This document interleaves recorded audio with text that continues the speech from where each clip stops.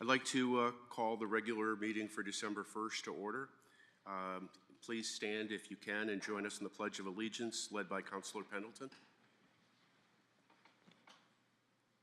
Allegiance to the flag of the United States of America and to the republic for which it stands, one nation, under God, indivisible, with liberty and justice for all. Roll call, please, Mrs. Senate. Councillor Ouellette. Councillor Pendleton. Present. Councillor Cordero. Here. Deputy Mayor Paterna. Here. Mayor Zimmerman. Here. Councillor Delnicki. Here. Councillor Fitzgerald. Councillor King. Councillor Balboni. Thank you. Item 4 is the mayor remarks. I just wanted to acknowledge the passing of Peter Anthony Sr., who, in addition to being a friend, was a Korean War veteran, member of the Patriotic Commission. Just some information, his wake at Carmen, Samson Carmen on Buckland Road, is this Wednesday from 4 to 8 p.m., and the funeral is at St. Francis on Thursday at 10 a.m. And if everybody could just join me in a moment of silence, please.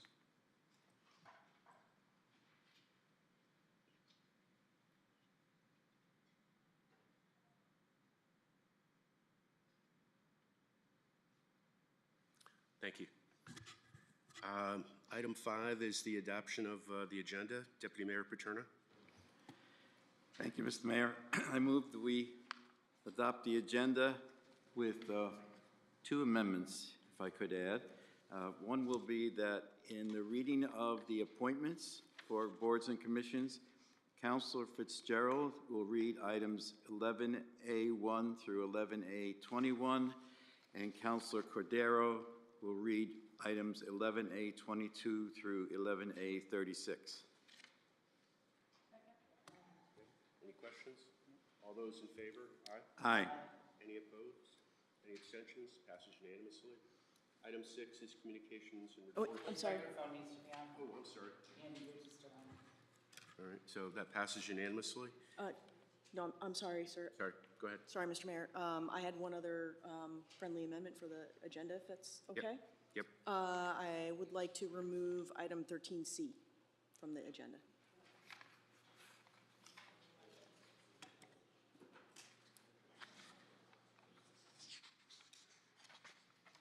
Okay. Yep. Postpone. Postpone. Yeah. To a future meeting. All right. So we're postponing that to a future meeting? All right. Let's vote again. All those in favor of the amended agenda, say aye. Aye. Anybody opposed? Any abstentions? Thank you very much. Okay, now we're on to item number 6, communications and reports from the town manager. Thank you, Mr. Mayor. I wanted to take a moment to recognize and thank the countless staff who worked over the holiday weekend. They sacrificed time with their families to ensure our safety and to keep the town's infrastructure functioning. I wanted to express my personal appreciation and gratitude to all of them. I did go through today the staff count and looked over in total over the entire weekend. We had 53 individuals that worked for our community, taking time away from their families. So I wanted to recognize those 53 individuals and bring that to the attention of the council and the rest of the community. In terms of the rest of my report, Connecticut Municipal Development Authority, I've been reviewing the CMDA and have reached out to their new director. Several developments in town have expressed concern over their current interest rates impacting their ability to move forward. My hope is that by working with the CMDA, we can create new opportunities for potential developments to gain access to low-interest loans and other funding. Specifically, I'm thinking about 2 projects, specifically the Longleaf development behind Evergreen Walk and the Sullivan Avenue Plaza where Geisler's used to be, which is slated for a mixed-use redevelopment. We're currently in the CRDA, the Capital Region Development Authority's region. Unfortunately, we don't have very good representation on that board, and they're very focused on Hartford and East Hartford. So I am working on getting a meeting together with the Connecticut Municipal Development Authority to speak with their new director.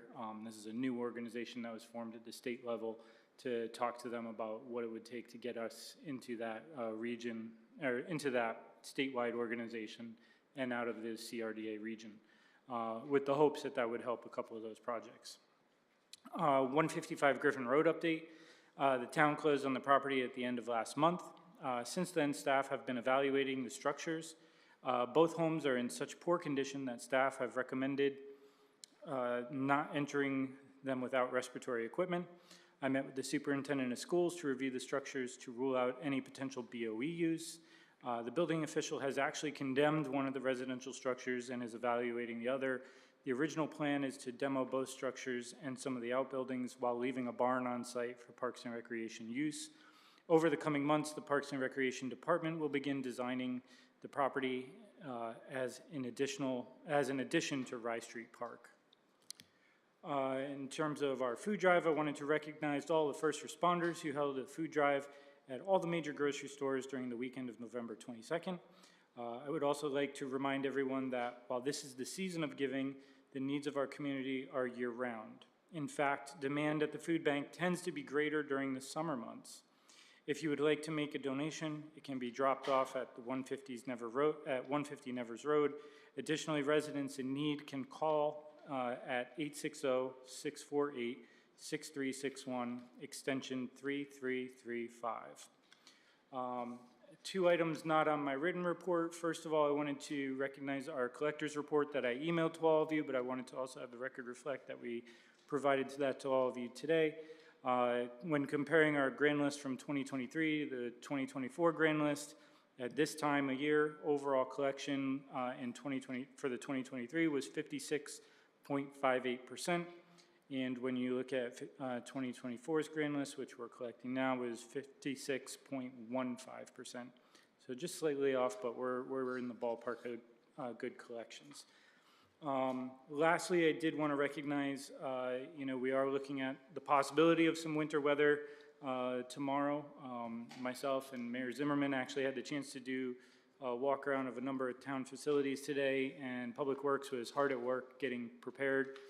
Moving trucks around, getting them set up with their snow plows and sanders and salting and everything else. So just wanted to recognize that and ask people to be aware of the weather as we are heading into winter months. Take some additional time if you need to commute to work while the roads are kind of sloppy, and please be safe on the streets. And with that, I'd take any questions the council has. Deputy Mayor Paterno. Yes, thank you, Mr. Mayor. Thanks, Mr. Maniscalco. A question about the Connecticut Municipal Development Authority. So this is a low-interest loan program, but they are the ones who issue the loans, Correct. not the town? Not the town. Okay, so we're in a partnership with them, so, So essentially, you would need, the town needs to opt into being within their region. I'm going to use that as a loose term because Right. CMDA covers all of the state except for Hartford and East Hartford. right, okay. Okay, sounds like no risk to us then. There's minimal to any risk. What I'd really like to do is open a door for potential developers in our community to access low-interest financing. Right.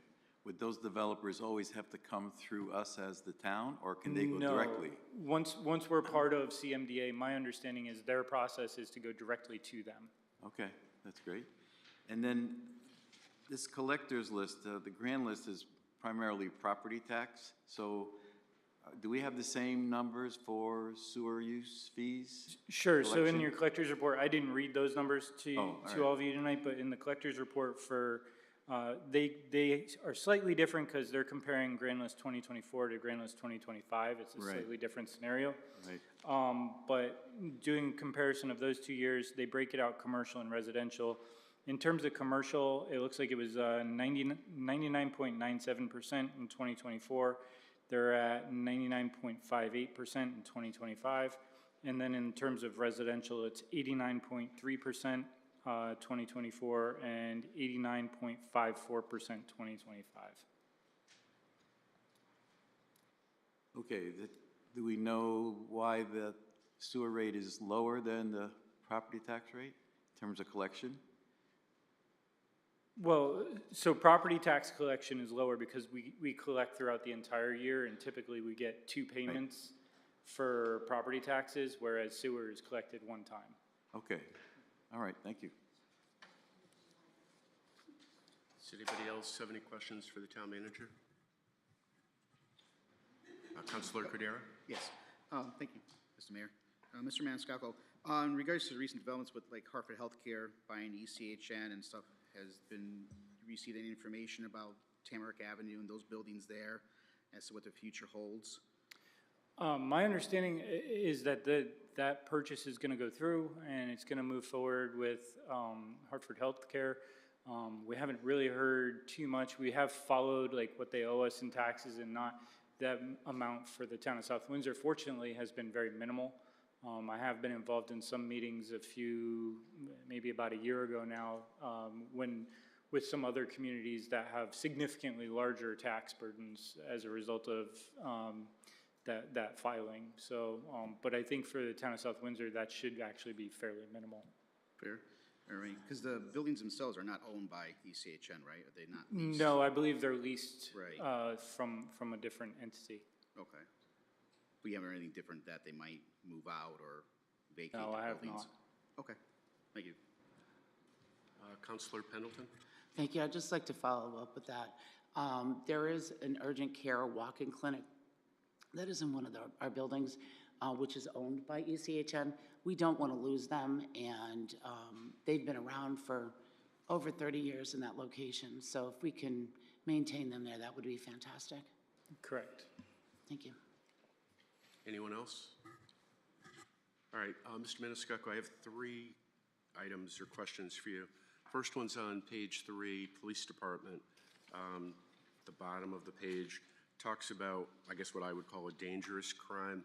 I don't know if the other counselors would agree with me, but I kind of like maybe to have hopefully this is a very unusual and we only get this discussion once a year, but if we do have a crime that the police department would view and the public would view as serious, it might be good to have somebody from the police department come in and kind of give us an update, where we are, what they learned, how, maybe how it might not happen in the future, that kind of thing. Sure, we can ask them to come in and do some type of update on something serious that does happen. The one caveat I would put on that is typically what I've experienced with the police department is, as it's a current investigation, that conversation's not gonna happen. Right. So we would need to wait a while. Okay. Page 8, Public Works, Governor's Highway. During the election, I think we probably all talked to a lot of residents in town because of some of the development that's happening off of Governor's Highway. I heard from a number of people. Could we maybe get somebody to give us a little bit of a presentation? I'm reading, traffic calming, a roundabout. Again, I have no idea where on the road. It's sort of been explained to me, but I'd probably like to officially get a presentation and how that area is going to handle the new business that they're getting in the area. Sure, we can do that. I would just propose, and this kind of goes for a lot of street projects that we do have, the process that we go through for designing and developing streets is very much a public process, and we do include public input from everybody in that process. Part of kind of opening that up and getting that input requires us to kind of just throw some ideas out on the table. Sometimes those are ideas that the community accepts very well. Other times those are ideas that people go, oh my God, we can't put a roundabout or a bike lane or other item like that.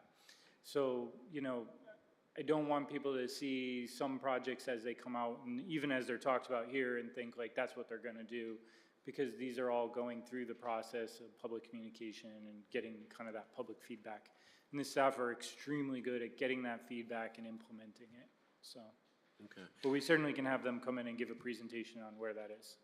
Just from my info, I just remember from some board projects, do you have to live within X number of feet of the where it's gonna happen? Right, so I think typically if it's something occurring on your road, you're definitely gonna get notification. Depending on the project, sometimes they'll create a radius where they'll send a mailer out and say, hey, we're gonna have a public information meeting about, you know, a sidewalk or whatever. Okay, thank you. My last question is page 17. Now, it's under the Park and Rec Department, but could have been elsewhere too, and I could have brought it up myself. But I see AED listed there. So I'm just going to take the opportunity. This is a kind of an important topic for me. I ended up coaching a young man who passed away like in the layup line because he had a heart problem that nobody knew about. I think he was 14. Coached another kid who we had to walk around with an AED just for him because of a medical problem.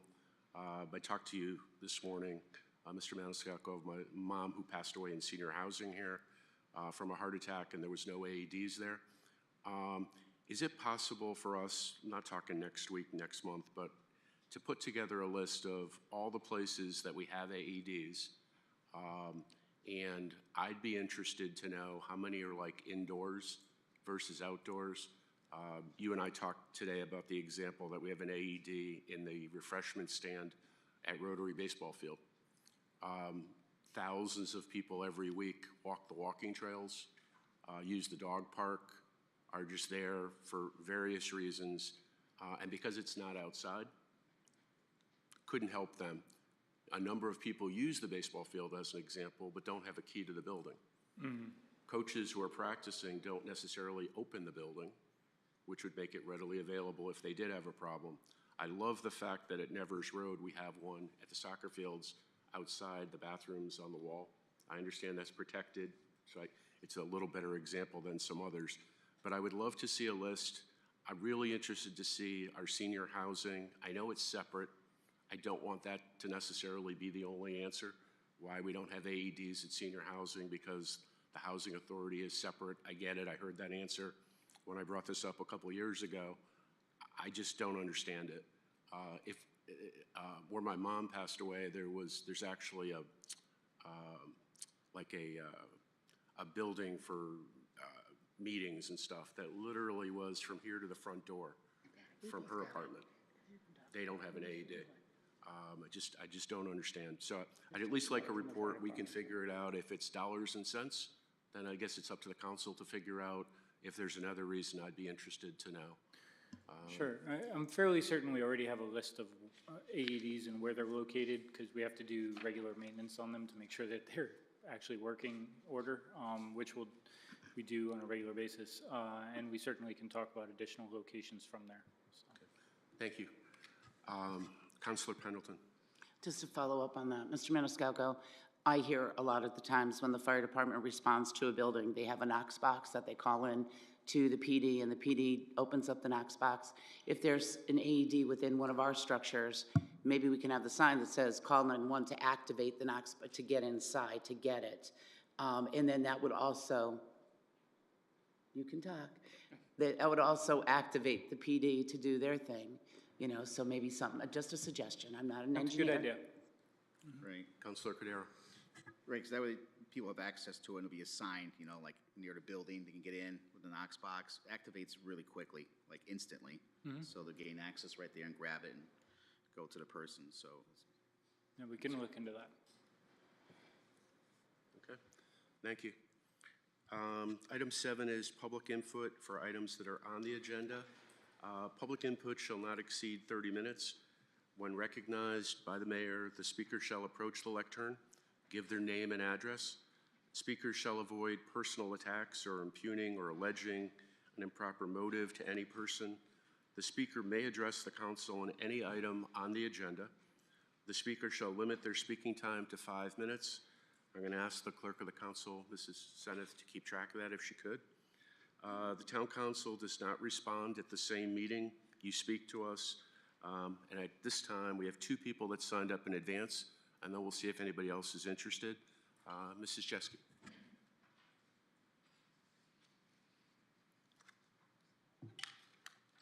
Good evening, Mr. Mayor, Deputy Mayor, and Town Council members. I have 2 items. One of them is not on the agenda, but I told you I was going to call you out, Mr. Cordero. I want to congratulate our South Windsor Bantam hockey team. They brought home the state championship this weekend. My grandson happens to be plays on the team with Councilor Cadero. So it was a hard-fought win, but they played really well. So congratulations to them. Before, Mrs. Jeske, before you continue? Yes. Since I let you go off script, the first other person who wants to, I guess we'll give somebody else a freebie, but go ahead. I'm sorry. It's all good. We're going to try to change this, by the way. Well, So- I thought it was, so that's why I said something, but Yep, no, anyway. we're good. So tonight I'm here to speak on a resolution for appointing the members of the Board of Assessment of Appeals. I highly recommend that we postpone it for further review. I was appointed as an alternate on the board back in 2015 and became a full member in 2017. I currently serve as the chair, which I've been doing that since 2018. This board has 3 full members and 2 alternates who serve 4-year terms. There have been issues with appointments when the town council majority changes. And in 2015, believe me, I did research all weekend, but in 2015, the council made recommendations to change the term limits for members and alternates to alleviate confusion regarding terms. However, I don't really believe that this has solved the issue. This board has always been non-political, and I would like to recommend that we have equal representation for both parties for full members and alternates. So we have 2 and 2, and then an alternate from each party. In addition, I think we should look at the expiration term limits and make sure that they alternate so that we always have experience with new members so we don't lose any of that knowledge. In bringing this forward, I'd also like to consider the following. I don't know whether it would violate state statutes, if it would violate anything on the town charter. I just ask you to postpone this item so we can have additional discussion. Thanks for your consideration. All right, Mr. Kennedy?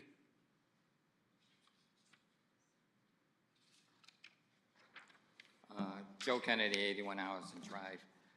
We thank the town manager, Mr. Stetson, and all the residents of Needleworth Road and their input to come up with a cost-effective solution for Needleworth Road, dry hydrant and a water input.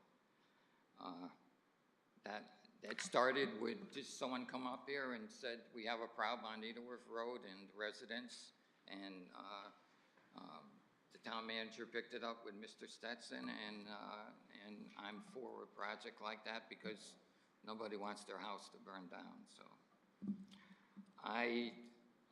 we thank the citizens for passing a referendum for $2 million for open space. If you go back, I think about 30 years, we've got $10 or $12 million for land preservation.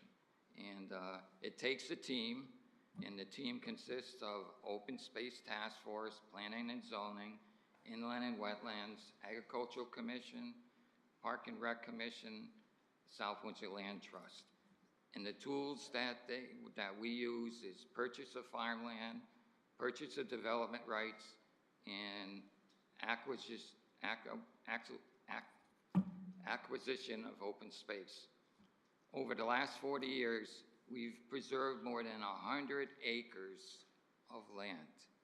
I mean, we've done our job fighting suburban sprawl, but look at, you got parks, you got walking trails, and you have a lot of farmland that we do buy and we lease back, and then you have 2 community farms, one on Avery Street and one on Deming Street.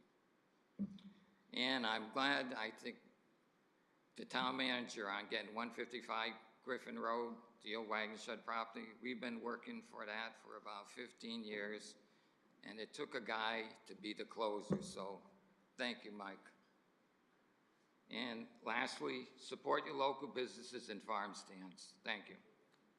Thank you. Is there anybody else that would like to speak to the council on anything on the agenda? Come on up.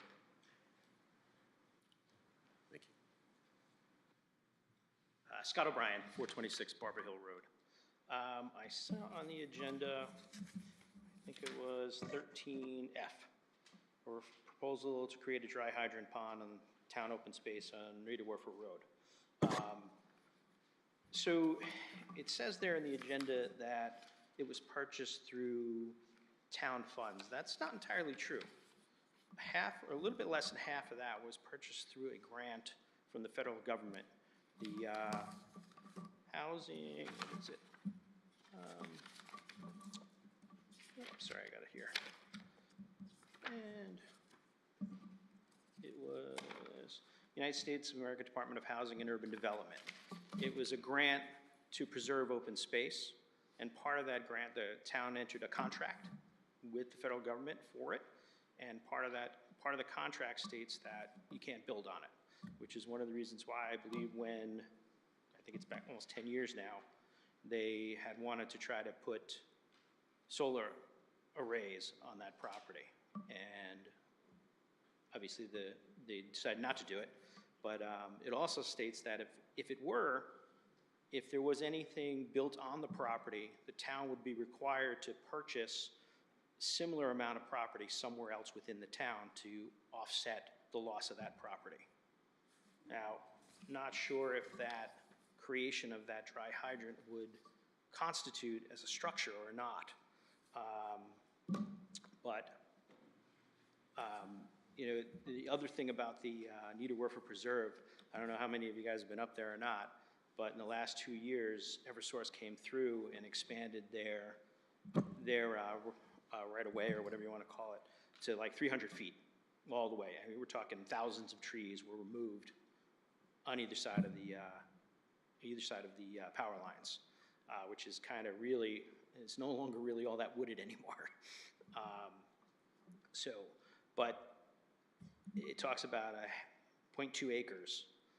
If that's going to be kind of where the pit is to find the water, you know, you're also going to have to clear out more trees around that 0.2 acres in order to be able to get the machinery in there to make that, which is just going to deforest that area even that much more. You know, I would think that, I think this has all come around because of the fire that was up there on Nita Werfer Road. There is standing water on that farmer's side of Nita Werfer Road that you wouldn't have to take out any trees or anything like that, and the farmer could potentially even use it as a dual purpose. You know, feed his livestock, or not feed, but give the livestock water as well as have it as an opportunity for a dry hydrant. Although, not sure a dry hydrant actually going to give them a lot of peace of mind per se, just because it's all going to be dependent upon drought, seasonal, things like that. I think probably the better idea, even though probably far more costly, would be just extend the town water system through Connecticut Water and just provide them with hydrants that are going to be clean, clear water for the use of the fire department. So, but, thank you. Yep, and can we get your name and address for the record? Scott O'Brien. Yep. 426 Barber Hill Road. Thank you. And I apologize. Can I just say one other thing? Go for it. Yep. If you do decide to do the dry hydrant, there are grants. The state of Connecticut provides grants to pay for some of those dry hydrants. I think it's a total of like $2,000, but something's better than nothing. So. All right, I apologize. We had two people who did sign up. Mr. Trachtenberg? Oh, that's for later. Got it. I can speak now. No, it's okay. I don't want to get in trouble. All right, item number 8, adoption of minutes of previous meetings. Councilor King? Thank you, Mr. Mayor. Apologies for being late. I move that we adopt the minutes of the previous meeting of November 17th, 2025, and have it be resolved that the South Windsor Town Council approve the minutes of the regular Town Council meeting of November 17th, 2025. Does anybody have any concerns? Seeing none, all those in favor, aye? Aye. Anybody opposed? Any abstentions? Passes unanimously. Thank you. Item 9 is communication from liaisons, officers, and boards directly responsible to the council. Anything? Councilor Fitzgerald. Thank you, Mr. Mayor. The Board of Education met last week for the first time. Fairly short meeting, but they did select Genevieve Corsi as the new board chair, Paul Mackey as the new board vice chair, and Lisa Manili as the board secretary. And then just one other quick thing. Mr. Maniscalco sent us all an email a couple of weeks ago, but the board ratified the contract for the administrators at the school. That contract has been transmitted to the town clerk. If anyone of us or anyone out in the audience wants to review it, the town council does not have to do anything affirmatively. It passes within 30 days. The only thing that we could potentially do is vote to reject it. But we don't have to do it, we don't have to approve it. It just goes into effect within 30 days if we take no action. Thank you. Thank you. Anyone else? All right, seeing none. Item 10 is reports from committees. Councilor Pendleton. Thank you. I'd just like to report that Councilor Delnicki, myself, and the clerk of the council, Catherine Senerth, met today at 10 a.m. to go over the council rules that need to be changed because of the new charter and the charter changes. We got through quite a bit of it today with maybe 3 pages left, and we're meeting again next Monday. And we're cruising through it. We're making sure everything is right, and we're hoping that, we can wrap it up on next Monday. Councilor Delnicki. Yes, thank you, Mr. Mayor. Yeah, we're looking to hopefully, after meeting next Monday, to have a draft for the next meeting, but I think it might be too close, so we'll have a draft in between the 2 meetings, and then maybe at the first January meeting, we'll have a clean draft, and after we go through it, and then whatever changes the council wants, what we didn't do, and then it will head off to the town attorney for his review. Councilor Pendleton, are we at a point where you could share the one item that you and I talked about public comment, so Absolutely, I people can in the share public that. could hear it? And I know the council hasn't discussed it or voted on it, but Right, there was some suggestions even from the town clerk at this point, just for the correct wording and everything, but our mayor has asked for item number, and I'm gonna put my glasses on, item number 7, to have a 7A, which is public comment for items on the agenda, and the folks that will come up to speak will have 5 minutes to speak. Then item 7B will be public comment on anything that is not on the agenda, and folks will have 3 minutes to speak. And then item 15 is also public comment for anything that the council has jurisdiction over, and that's where folks can have a 3-minute comment at that time. So our citizens will get 6 minutes to speak, and our agenda items will have a 5-minute speaking time.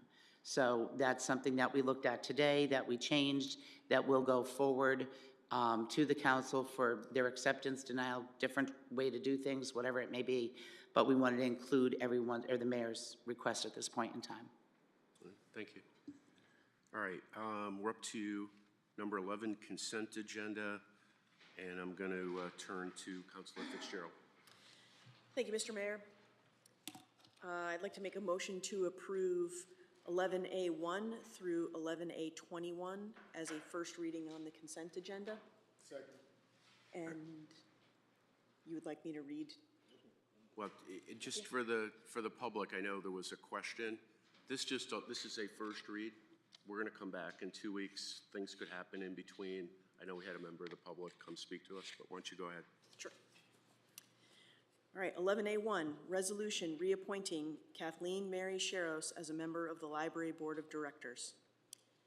11A2, resolution reappointing Harrison Amadison as a member of the Economic Development Commission. 3, resolution reappointing Jim Murray as a member of the Economic Development Commission. 4, resolution reappointing Joe Kennedy as a member of the Economic Development Commission.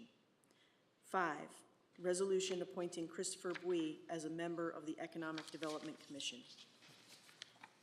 6, resolution appointing Mindy Lewis as a member of the Economic Development Commission. 7, resolution appointing Louise Neary as an alternate member of the Economic Development Commission. 8, resolution reappointing Stephen Cardy as a member of the Zoning Board of Appeals. 9, resolution reappointing James Kupchunas as a member of the Zoning Board of Appeals. 10, resolution reappointing Arthur Jennings as a member of the Inland Wetlands Agency/Conservation Commission. 11, resolution reappointing Elizabeth Burgess as a member of the Historic District Commission. 12, resolution reappointing Kathy Gallagher as a member of the Library Board of Directors. 13, resolution appointing Joseph Kennedy Jr. as a member of the Water Pollution Control Authority. 14, resolution appointing Christopher Bui as an alternate member of the Water Pollution Control Authority. 15, resolution appointing Virginia Carmen as an alternate member of the Library Board of Directors.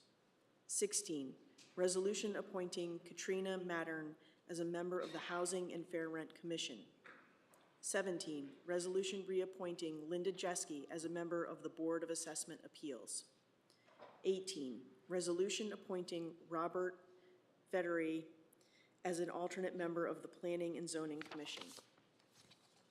19, resolution appointing Rose Maturo as an alternate member of the Patriotic Commission. 20, resolution reappointing David Basile as a member of the Water Pollution Control Authority. 21, resolution reappointing John Stengel as an alternate member of the Zoning Board of Appeals. Thank you. Does anybody have anything that they want to remove from this list?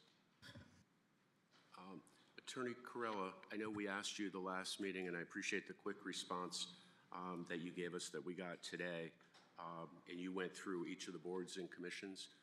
Obviously, we may have to make potentially a change or two between now and 2 weeks from now. Right. But by doing what we're doing today, we just stay on schedule. But I'll defer to you if you have any other advice for us. Just that there's a number of these that can proceed without any concern. There are also a number of these that can't proceed as proposed, and we should probably take a look at that with a little bit of a finer, view between now and the next time.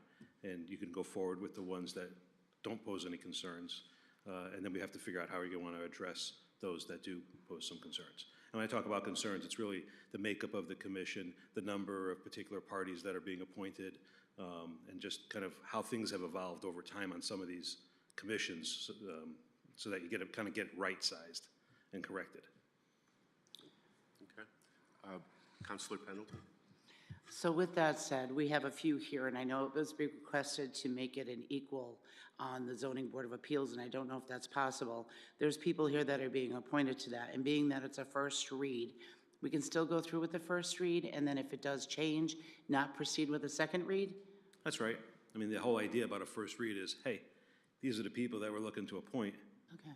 Take the next couple of weeks to review it and consider it, and then at the second read, that's the time that you would act on it.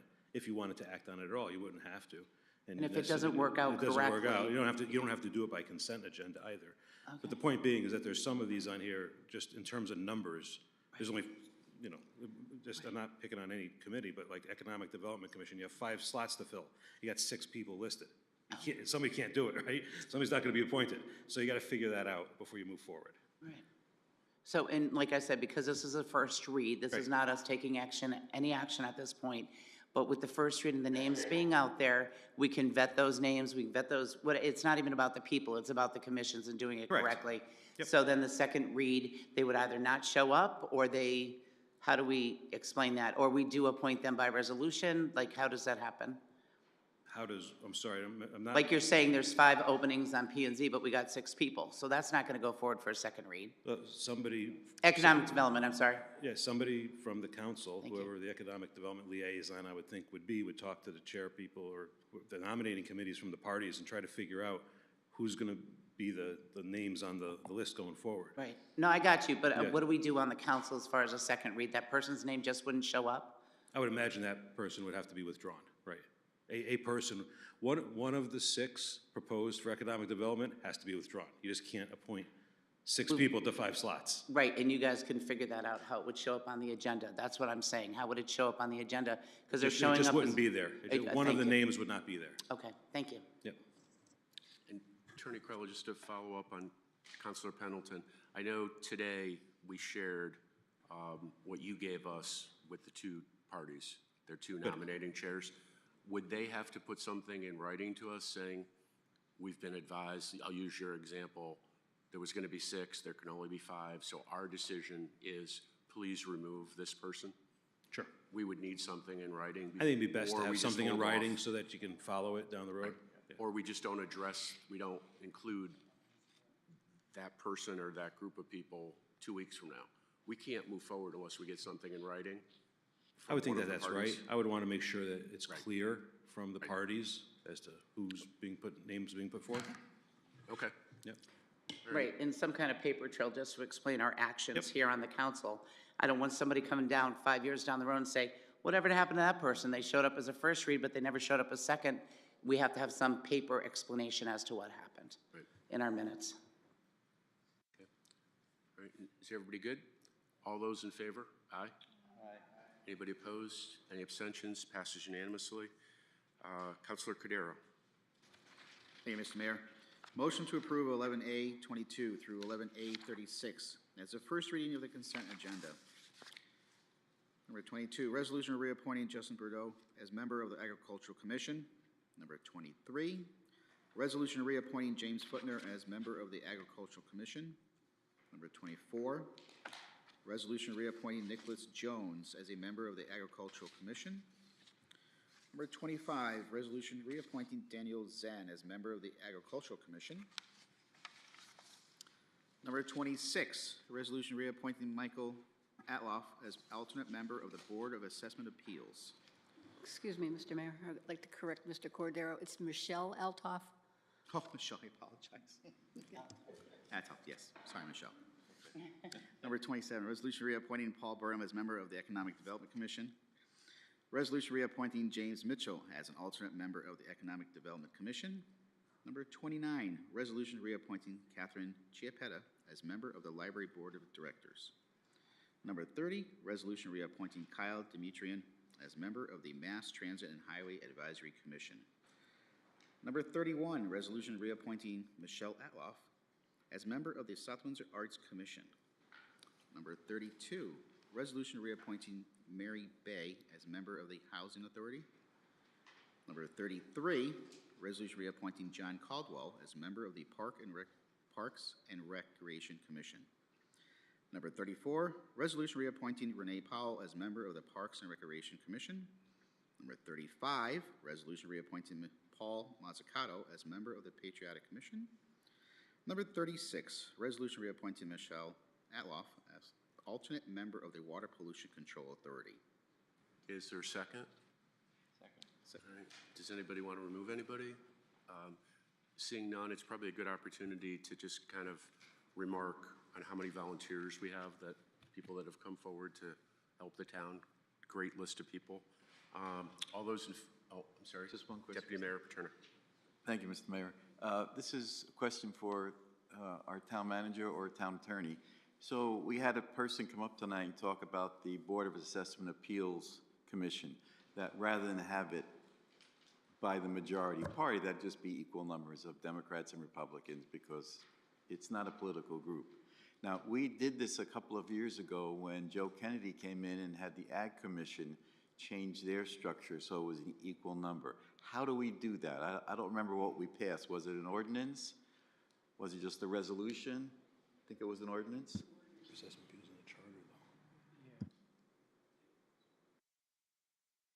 We have to take a look at how each of those boards and commissions are created. Some are created by statute, like Planning and Zoning Commission. Right. Or the alternates that you can see from as an appointment. Some of them are created under your charter, like the Board of Assessment Appeals, Public Building Commission. Right.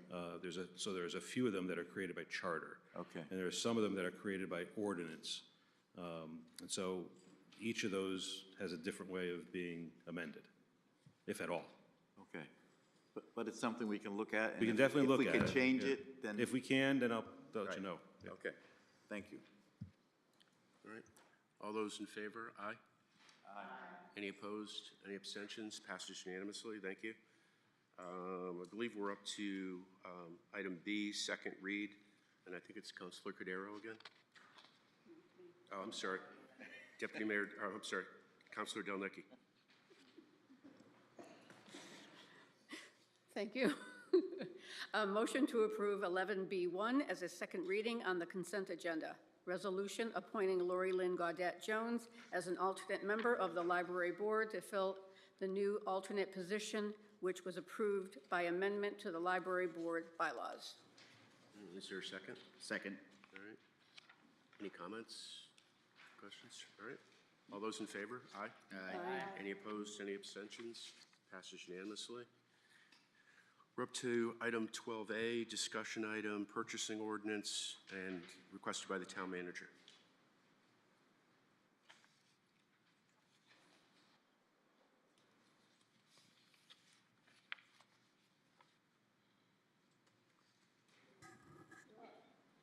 Do you have any comments? Okay.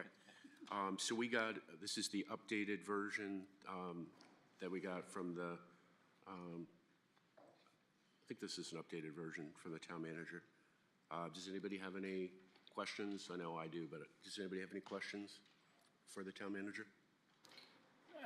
I can Okay. jump in. We were looking at something about the Board of Assessment Appeals real quick, but, so essentially I provided the draft version that I had given to all of you. I gave that version to a number of staff within the town, including our finance director, most of the departments that do a lot of the large purchasing, like Public Works, our facilities director, some of the other IT, and asked all of them to give me input and kind of get all that together. So in the version you actually have in your packet, this is the version that's been reviewed and put together that we believe as the town staff would work for South Windsor and South Windsor's version. It is a bit different than the previous version that we provided to all of you.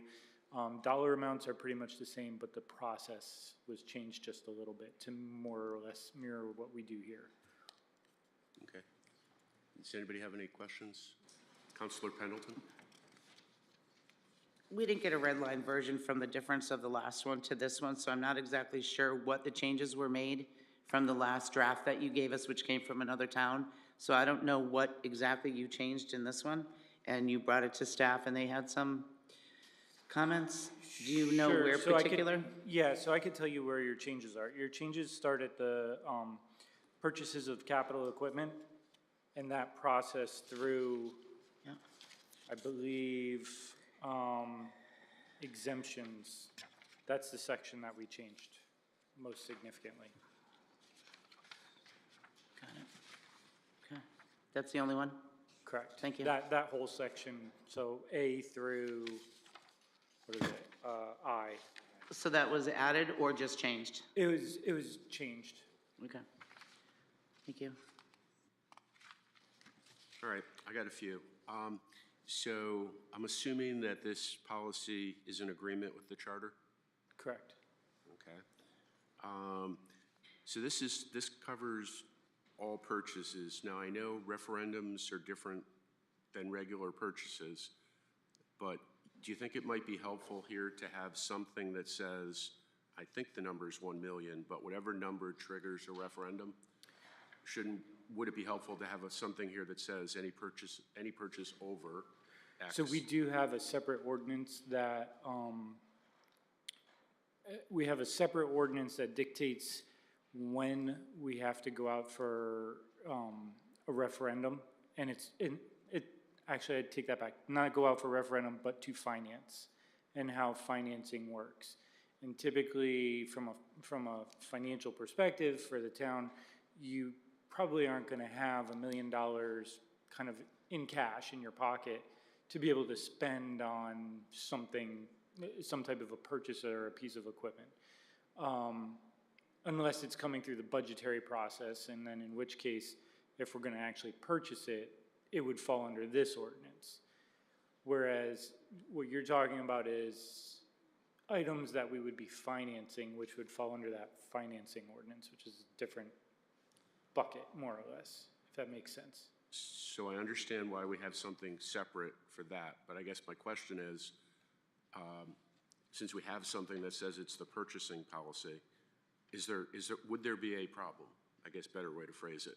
Would there be a problem if we had a bullet here that just says, just in case somebody's looking here, that we can't purchase more than X without financing going to referendum, however you want to phrase it? Is there a negative to that? I think there could be a negative to that, and here's why. If we're gonna be doing a road project, let's say we're gonna be paving 10 miles of road, that project could potentially be, it's like $1 million or $1 million a mile, it could be $10 million. Probably actually more if you include inflation at this point, but let's just say it's $10 million total for that project. We have that approval already from, whether it's coming through grant funds from the state or it was approved through a capital project or some group of all of those. We still are going to have bidding requirements and purchasing requirements that should be outlined here and followed, if that makes sense. I think if we were to say that a project of $1 million has to follow some different process, I don't think that's a good idea, because you still want to have purchasing processes followed to ensure that we have fair and equitable purchases that are going on, to make sure that people aren't, purchasing goods and services from specific entities to provide a favor to my friend over here or something to that effect. Okay, so we don't have a rule that says that we can't spend more than $1 million on an item as Right. long as it's part of a capital project or somehow gets approved by this group? Correct. Okay, I didn't understand that. Okay. The first part of this, the first paragraph, I guess, does any of this apply? Let me just make it simpler. Does any of this policy apply to the Board of Ed?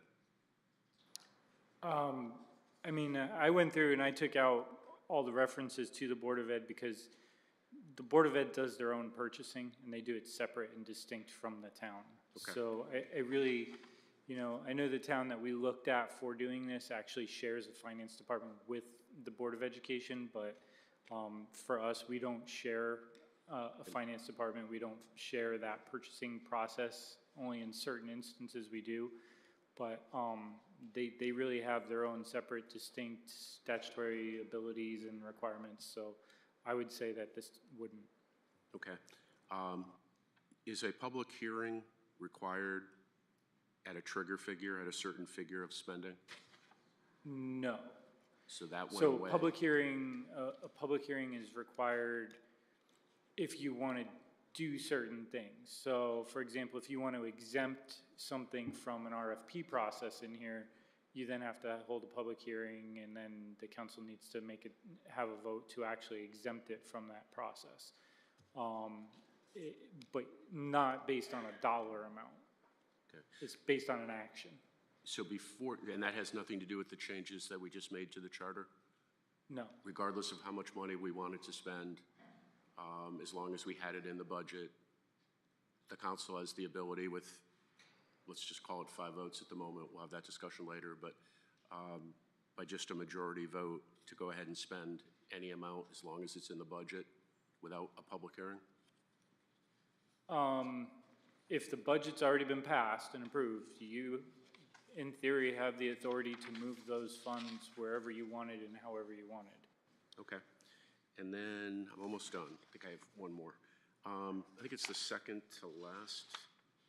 No, it's not. I guess item F under exemptions, existing maintenance contracts. Am I reading this correct?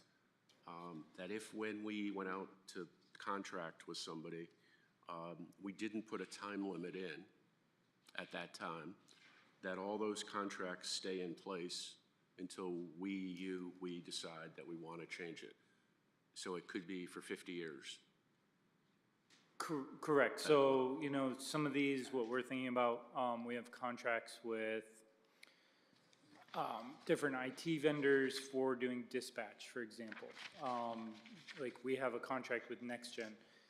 That's gonna carry on for a long time. We don't wanna go back out to bid for something like that because we go and put this ordinance in place or something of that nature. We wanna keep that in place and continue that relationship. So there's some types of contracts like that that are gonna be, that we wanna keep in place, and we didn't wanna kind of, for some reason, trigger it all of a sudden to that, have to go back out to bid and rebid things that we didn't want to. Okay.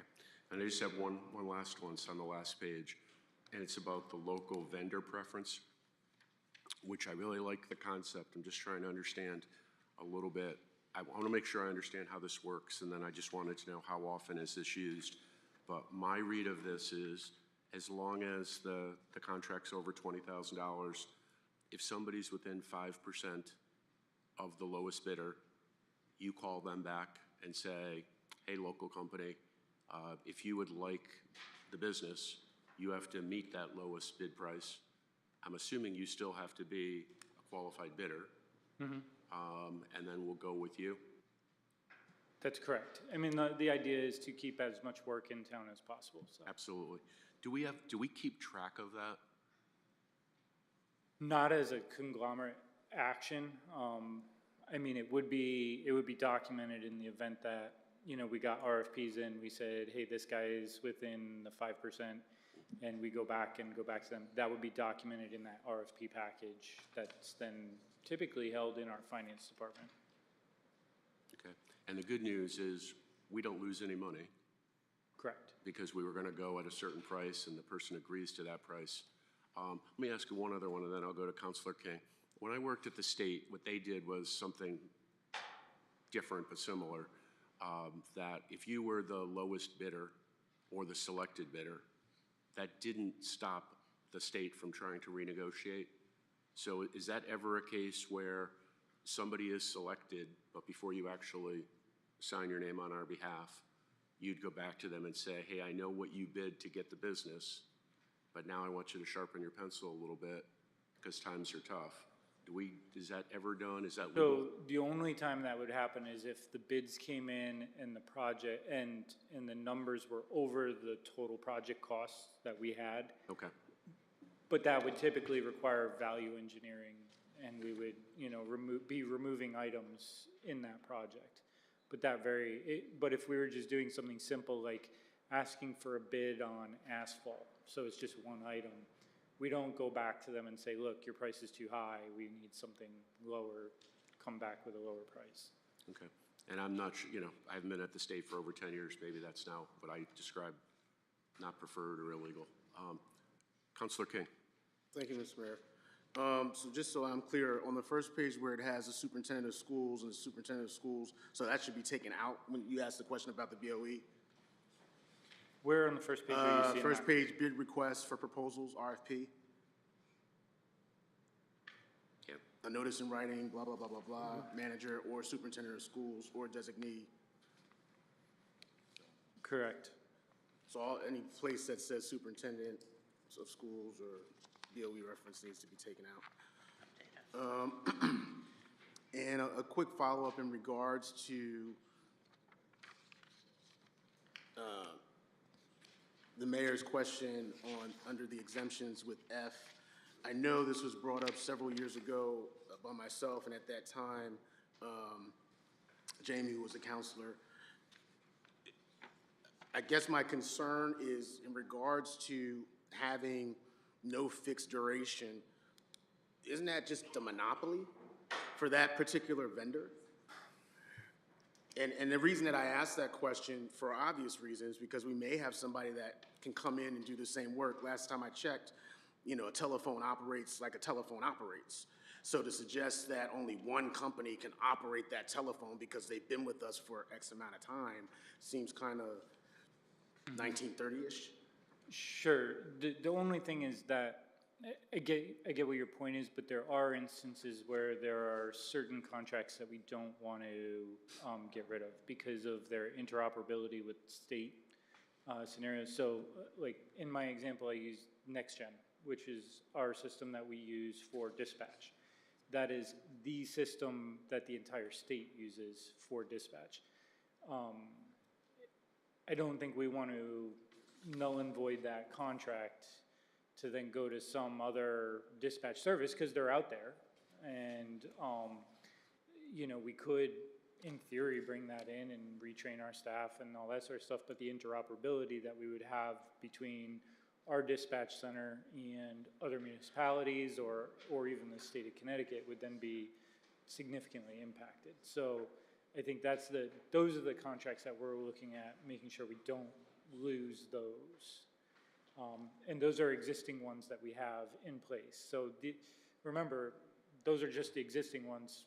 New things coming through the door would have to go through the bidding process and all that. So even with that, and I appreciate that example, that's a great example, actually.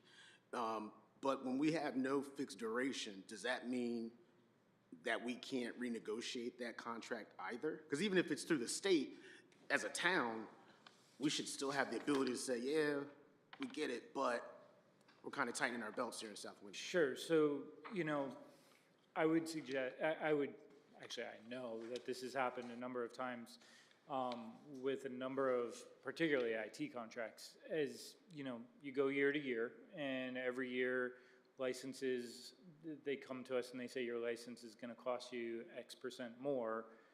We've almost every year gone back and said, no, it's not going to, because we can't afford to do that. We need a lower number. So, you know, our staff is really adept at pushing back on those types of items and not allowing the town to basically be taken for a ride in a lot of those scenarios.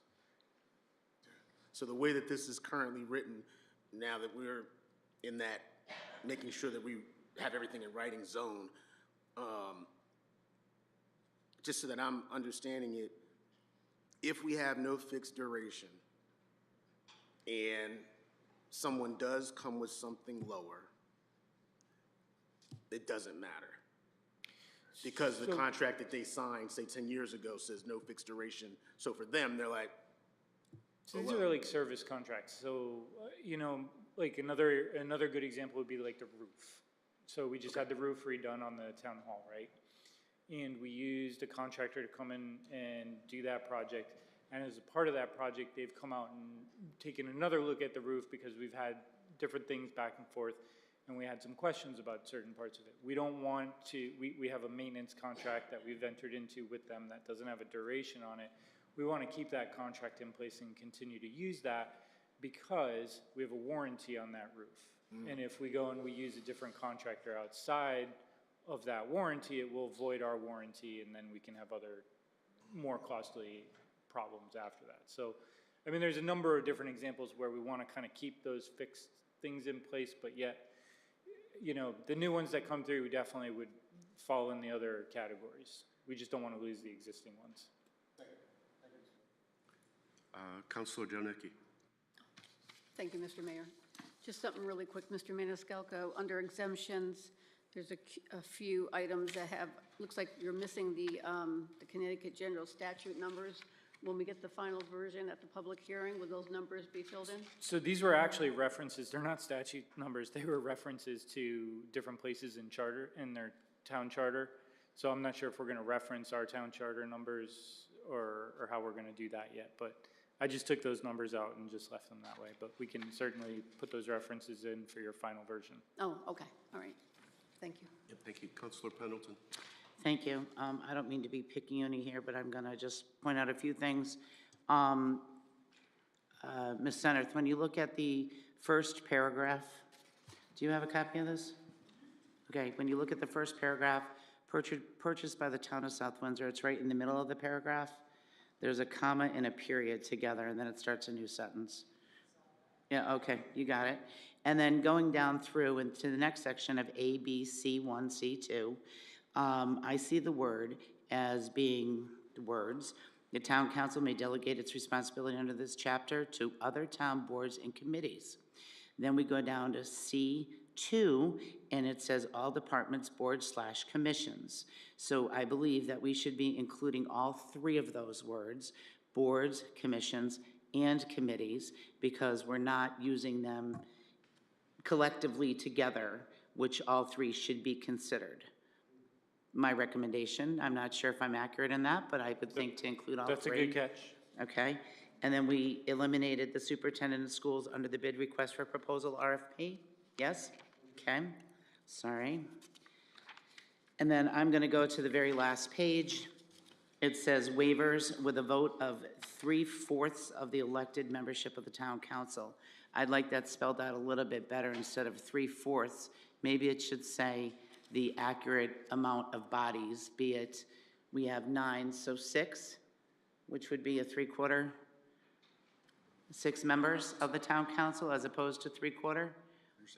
I would hate us to be cut in half for, you know, we're whole bodies here, so. I'm sorry? I'm sorry? You said last page, but it's actually on the. I apologize, not the last page. Inside of the last page. I under waivers. apologize, I didn't see the purchasing on the last page. It's second to the last page. It says under waiver with a vote of 3/4 of the elected membership.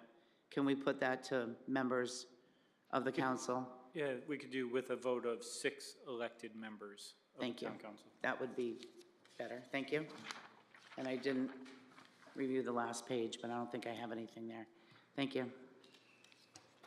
Counselor Fitzgerald. Sure. I just had one thing to go with what Counselor Pendleton just said.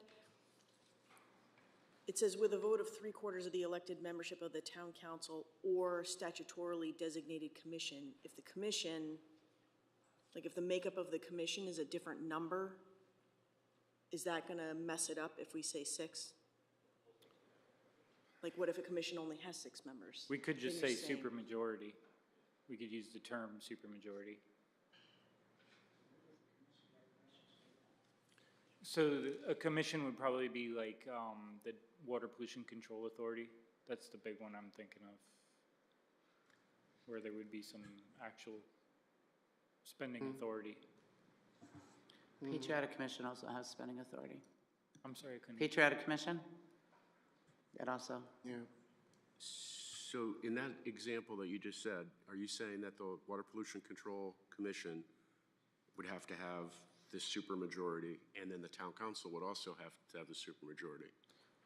Well, no, in that example, so the Water Pollution Control Authority has its own authority to spend money. All right. So it has its own taxing and spending authority, but in this scenario, they would need to have a supermajority to be able to Right. waive bidding and purchase. So if you reread that, I don't, it says either the council or this commission, but then it says, comma, the town council may waive. So if the water pollution control or anybody else can do it on their own, I don't think this sentence really works, unless I'm misreading it. Take that.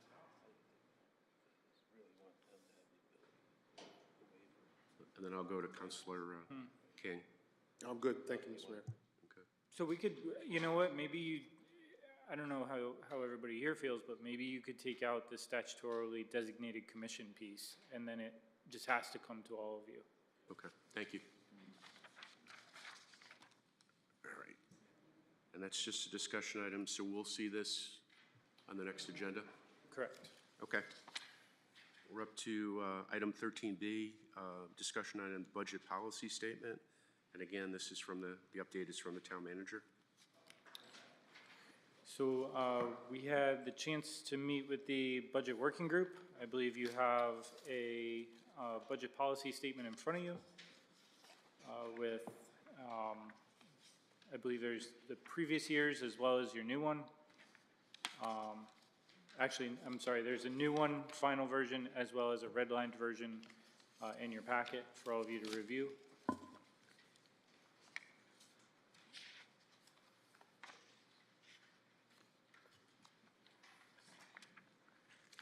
Does anybody have any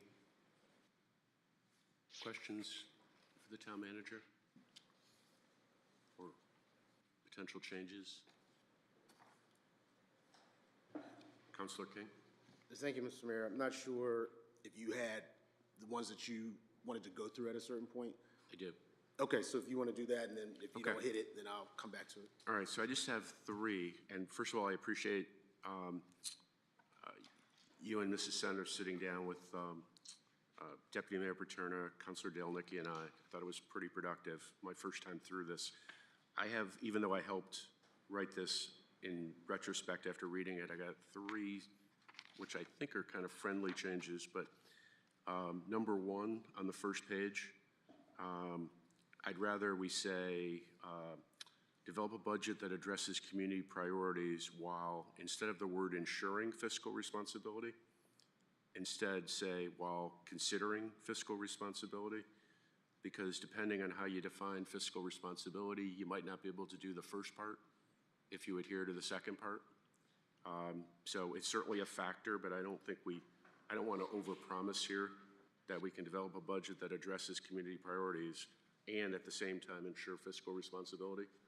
That's kind of like the seesaw kind of thing. So that'd be number one. Number two, the budget goals down below on E. I would just like to flip the order. Right now it says responsibly manage personnel service costs to sustain affordability while preserving the high quality of service residents expect. I'd like to start with while trying to preserve the high quality of services residents expect, comma, responsibly manage personnel service costs. The priority is the service provided. The secondary is to try to make sure we can afford it. And then three, on G, I just want to, I know we've had a number of discussions on this. I just want to understand a little better for the audience that doesn't have this. It's conservatively, can you guys, okay. G is conservatively estimate state revenues in preparation for the state's reduction in funding and any unforeseen financial challenges.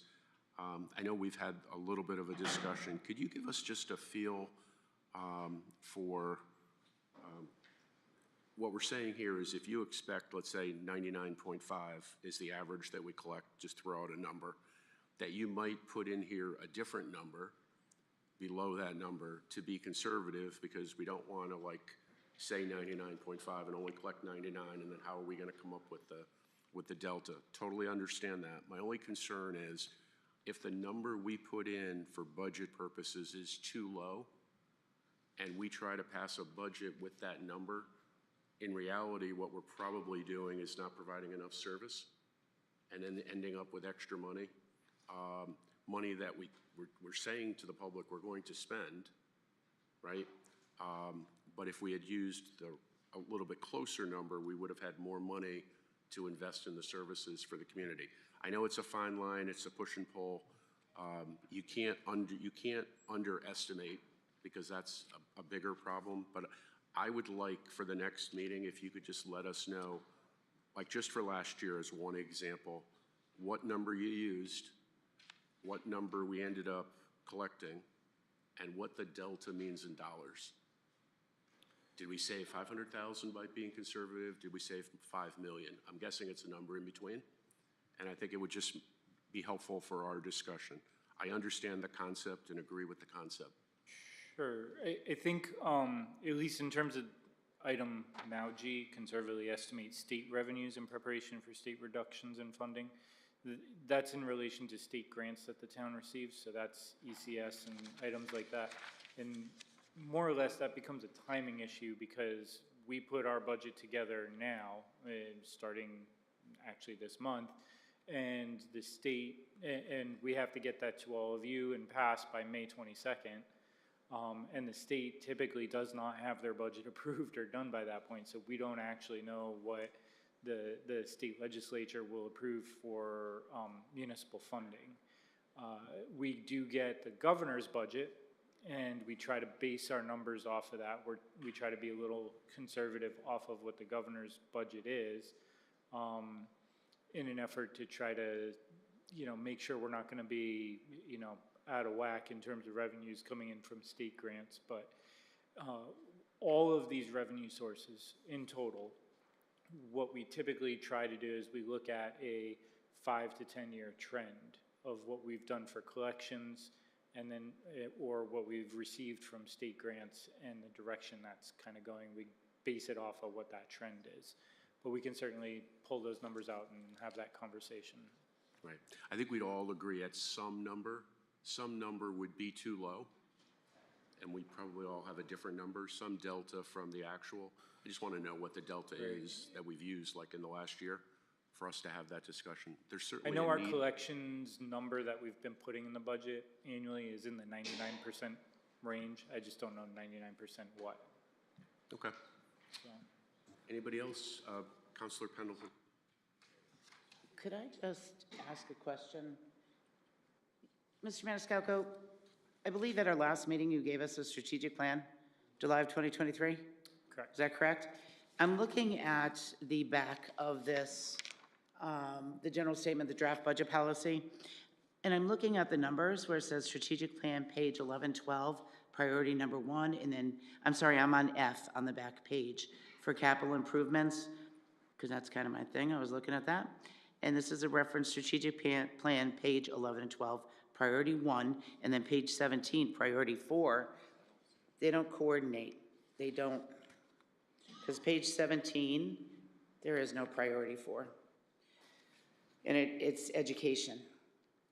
So we need to cross-reference, I think, our references in. Okay, we can go back through and check them all. Just let's cross-reference everything. And I did look page 11, priority number 1, and it didn't have anything to do with capital.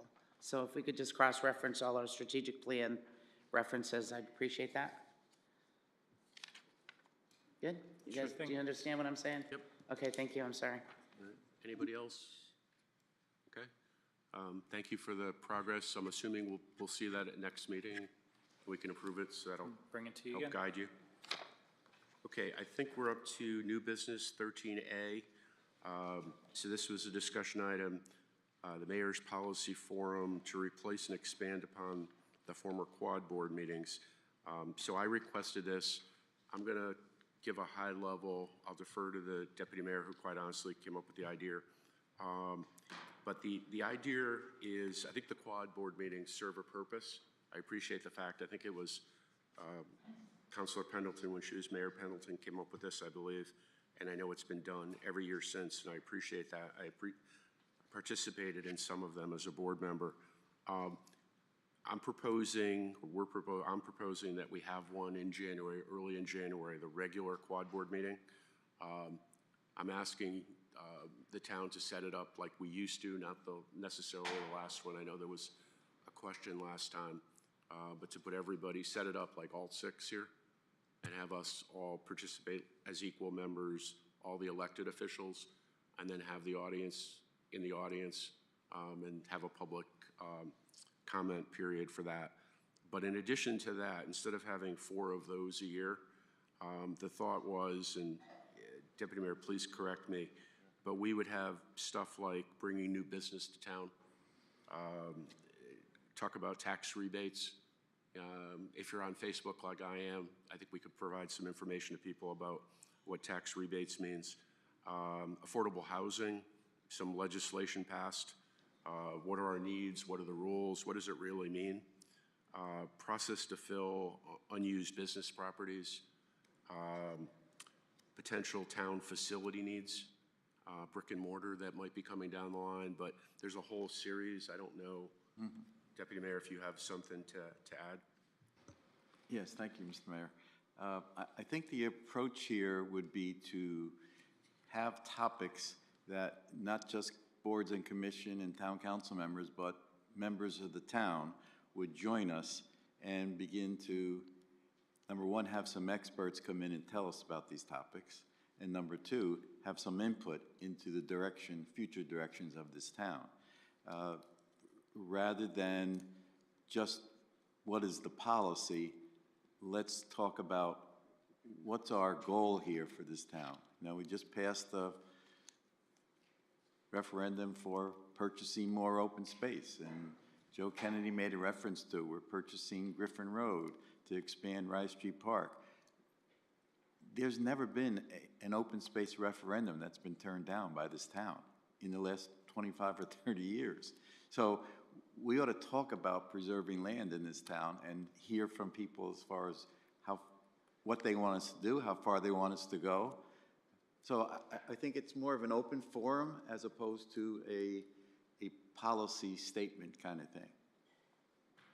So we can be transparent about what the direction of this town could be and should be and get input from residents at the same time.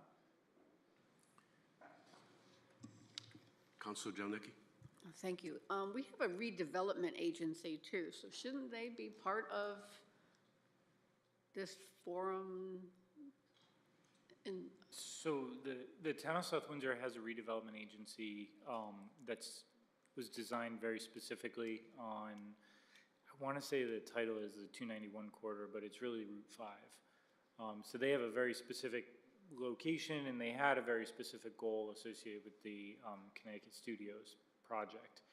That project's really not there anymore, and a lot of that property's been redeveloped to this point. If we got to a point where we wanted to redesign the redevelopment agency, we certainly can do that. I've toyed with the idea of possibly giving them another area or zone in town that they should focus on as something for them to work on, but we haven't gotten to that point yet. So, but they certainly could participate in a project like this. So is that something you can assign them to, or is that something we would have to change their charge? We would have to change the ordinance associated with it. So it's an ordinance? Yeah. Okay. All right, thank you. Okay. Deputy Mayor Paterno? Thank you, Mr. Mayor. Mr. Maniscalco, correct me if I'm wrong, but that redevelopment agency, except for Connecticut Studios, really hasn't done anything. So we have a group of people on the Economic Development Commission right now, and I've been to a number of their meetings, who are anxious to get more involved. So why don't we bring them into it instead of creating a new entity and get the Economic Development Commission involved? Sure. Right? So EDC is would be a great place to be involved. The one thing is redevelopment agencies offer some additional tools outside of the town that they can bring to bear. So, for example, redevelopment agencies could, if they were designed appropriately, purchase and sell property. They could even possibly get loans, things of that nature, in order to promote or move development forward. So they have some additional tools in their back pocket outside of just an Economic Development Commission. Okay, you're talking money, now I understand, okay. Councilor Pendleton? Just a question. You're using the word redevelopment, then you're using the word development. So what is their purpose? Is their purpose to take an empty facility and find something that fits in that facility? Or is their purpose to take something and develop it bigger, better, piece of land? What's the point? So What's a the purpose? redevelopment agency typically is created with the idea of some area that we want something to happen within. And it could be the redevelopment of an area, it could be the development of an area, and it's a very specific goal that they're typically given. And So it's not a one building in an industrial park, it would be in a whole area of an industrial It park? could be a zone. A zone? Right. Okay. All right, thank you. Great. Deputy Mayor, do you think we need like a committee to work on, these forum ideas? Yeah, I think that would be a great idea, yes. Okay.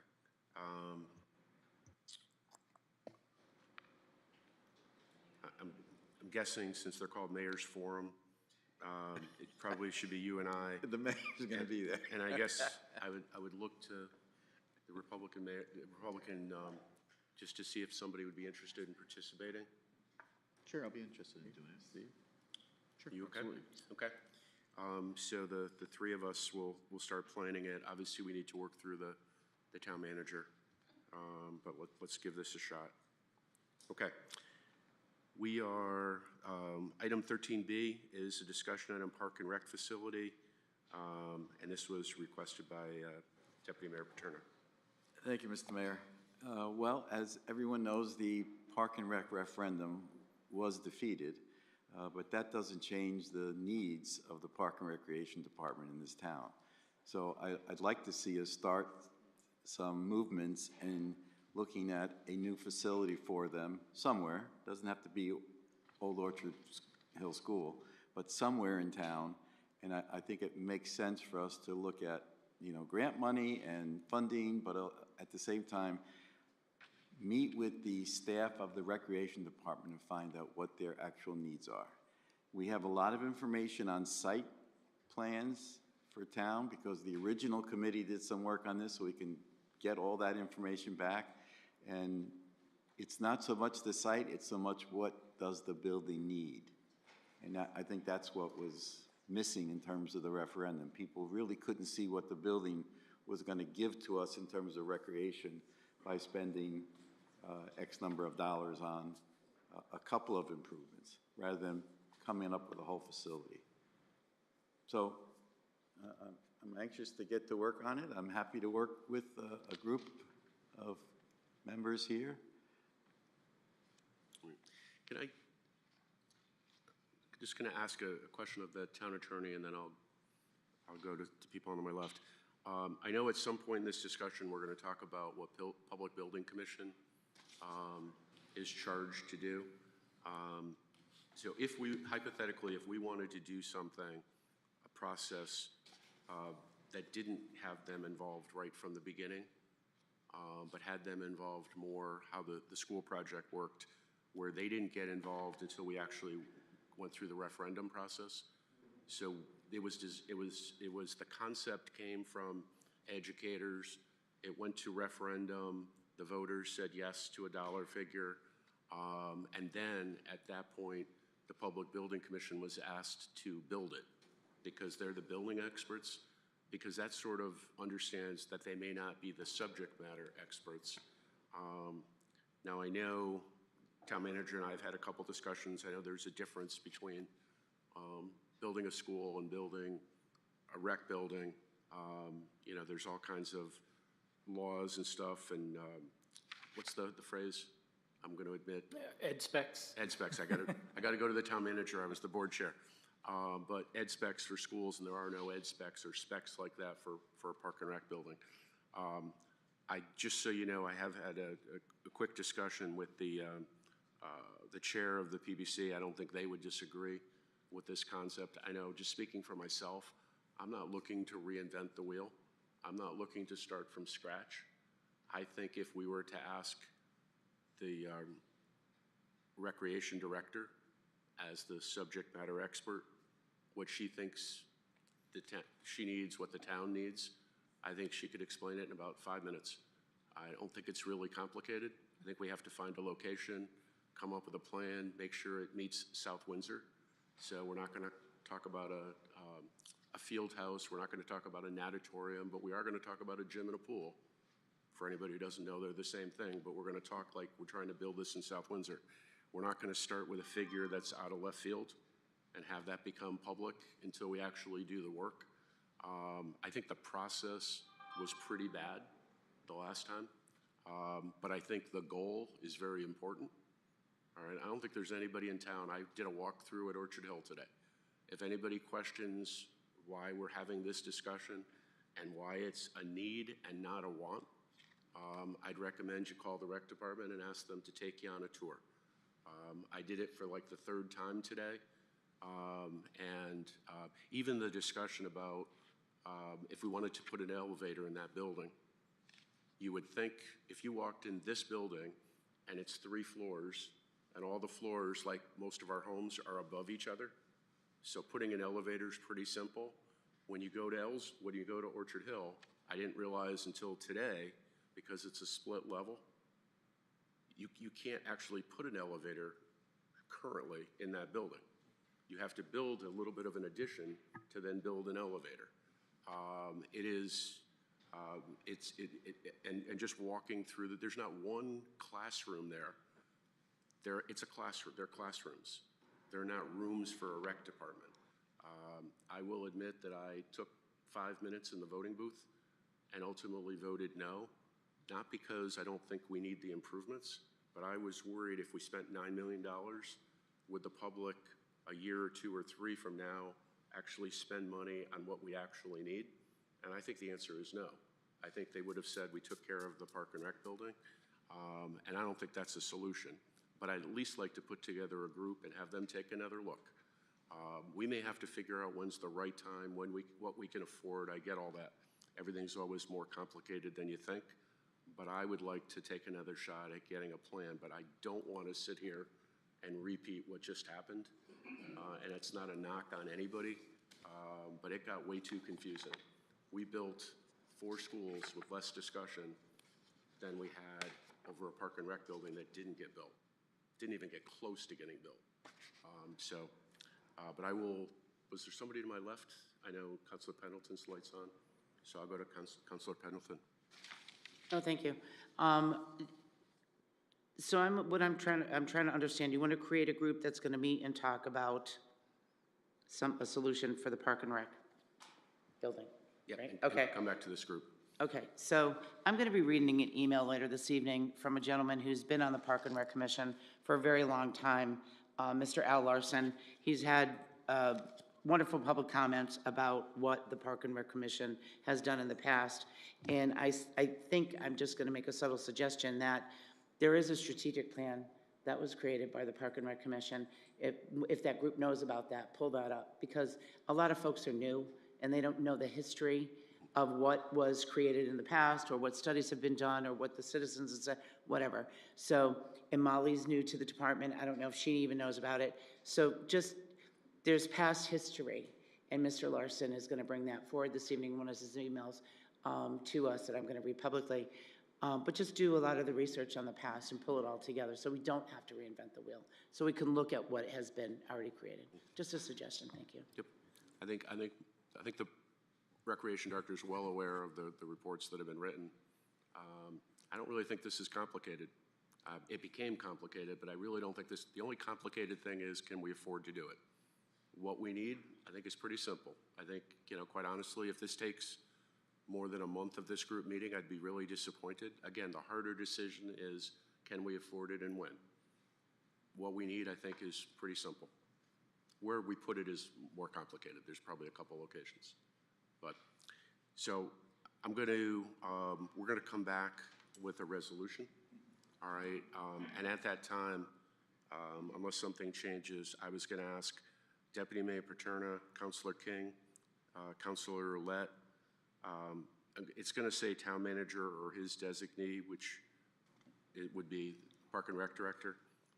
We should include the Recreation Chairman, Park and Rec Chairman, or their representative, and that's 6 people.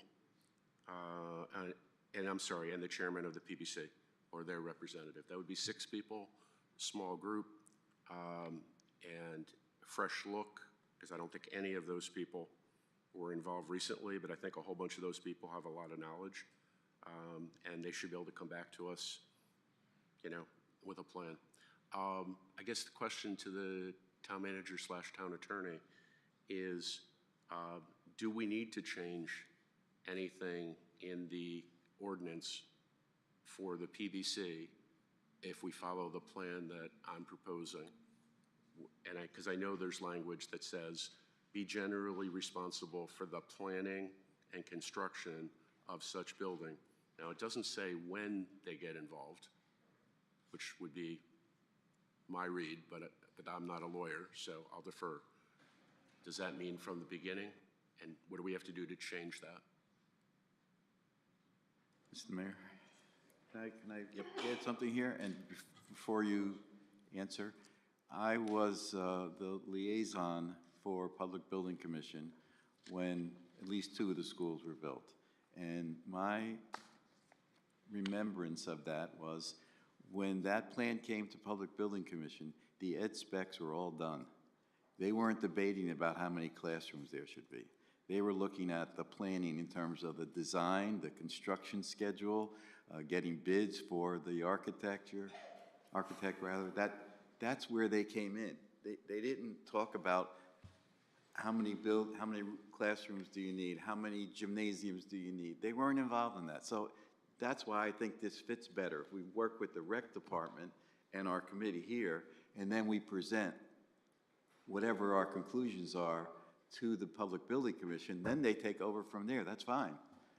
But if they start arguing or discussing how many gymnasiums there should be, that's going to slow down the whole process. Yeah. Attorney Crowell? What Deputy Mayor Paterno said is correct, and that's the process that should be followed. This committee, whatever you're calling this committee, to get together to determine what the needs of the Park and Rec Commission are, can then, according to the Public Building Commission ordinance, their role is to study sites and locations as may be proposed by other branches of town government in cooperation with Town P and Z. So once you've determined what the needs are, hey, we think these 3, 4 sites might be appropriate. Public Building Commission, go do your thing. These are what our needs are. These are the sites we're looking at. Now go figure out what the cost is going to be for those different options, I guess is the way I would summarize it. But I think, I don't mean to jump in, but I think the challenge has been that they've had committees that studied multiple sites, I think came up with maybe 1 or 2, and then sent that off to PBC, and those kind of got thrown in the waste paper basket, and they did their own thing. Not to say that that was wrong, it's just kind of that's how it happened. I think that when you try to compare the Park and Rec project to a school project, the challenge that we've run into that's different with schools is ed specs. There's a state formula for how many classrooms you have to have, what the hallway width has to be to get reimbursements, what the size of the gymnasium has to be, the size of the cafeteria has to be. Like there's certain parameters and formulas you have to follow. And I'll tell you, this project would be 10 times easier if there were rec specs, to be very honest. But unfortunately, there's just not. I know our Park and Rec director has put together an excellent program of what she thinks would be the needs of our community.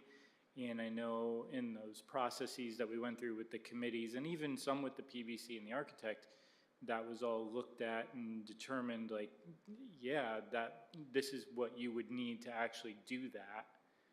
But then through these, somewhere between the committee to PBC to the council, it kind of all got mixed up and turned around and done differently. So I worry about the idea that we still have some of the language in here saying that PBC would be studying sites, studying facilities, and I think that's where the mayor was kind of going in terms of, do we want to look at the ordinance and changing it or not, and some of those sorts of things to kind of cut to the quick. So If you want to change the terms of the ordinance, then there's a process for that as well. You'd have to go back and redline, kind of change the terms and kind of maybe direct the Public Building Commission a little differently than the broad strokes that are here and be a little bit more specific. I think that's what you're saying. So let me know if there's like consensus, because maybe there's not. Maybe I'm just flying alone. But I would like the town attorney to take a shot and look at this and see how we would have to change the language. So it would basically say that it's okay. It's not required that they're involved from the beginning. And maybe there'll be a project 2 years from now where we want them involved from the beginning. But we should have the option, the town council, to put together a committee, in my opinion, come forward with an idea, with an estimated cost, and they would have to probably do some refining before we actually go to referendum, because they're the experts on what it would cost to build something. We're not. And then we'd have to go to referendum, public's involved, public's gonna say yes or no, and then it gets turned over to Public Building Commission, they actually go ahead and build it. So I don't necessarily wanna take the language out, but I wanna somehow rewrite it so that there's an option, because it's always been sort of understood in the town that for everything other than schools, Public Building Commission is involved from day one, and that's never made any sense to me, because they're not necessarily the experts on what we need in a particular building, because they're not. And they would be the first to admit it, and they don't want to go through what they went through over the last couple of years. They spent a lot of time and effort, and I'm not going to criticize any of the meetings, because I've already held my long meeting tonight, So I get it, but we don't want to repeat that. We have a new opportunity here. I'll go to Councilor Cordero. Thank you, Mr. Mayor. I know we keep talking around about this, but over the last year or so, we spent a lot of money trying to get an analysis of what it costs to fix the building, what we have already, to keep it up to date so we can function in that building. But I'm just trying to get clarification. Do you want to create another group, not with the Public Building Commission, but a separate group to gather your own information? But the Public Building Commission has a lot of information on the building as an option. So you're looking at other sites, not that building? And obviously the group could, I'm sorry to cut you off, the group could decide that the best solution is to fix the current building. That could be what this new group says, but it'll be a new, fresh group of eyes. The information's all there. The recreation and other experts, the head of the PBC, will, in my opinion, will be part of this. So we're not losing any knowledge, but it would just be, the voters voted no. So the voters voted no, and we have three options, I guess. Do nothing. The building's not handicap accessible, and it's really not a rec department, it's a school building. So we could do nothing, and if we do nothing because we can't afford anything at this time, okay, it's still not handicap accessible, and it's still not a recreation building, but that's an option. It could be, let's take another shot at rehabbing Old Orchard Hill. That could be an option. It failed, but let's take another look at that and another shot at it. If that's not what they come up with, then the third option is new building, where does it go? I'm not going to presuppose anything, but the public sent a message. We got to figure out what the message was. I don't think the message was for forever and ever we're not going to do anything. So I want to start the discussion again, but not with the group that just had the discussion. That took way too long, and part of the reason it failed was it was confusing as all heck.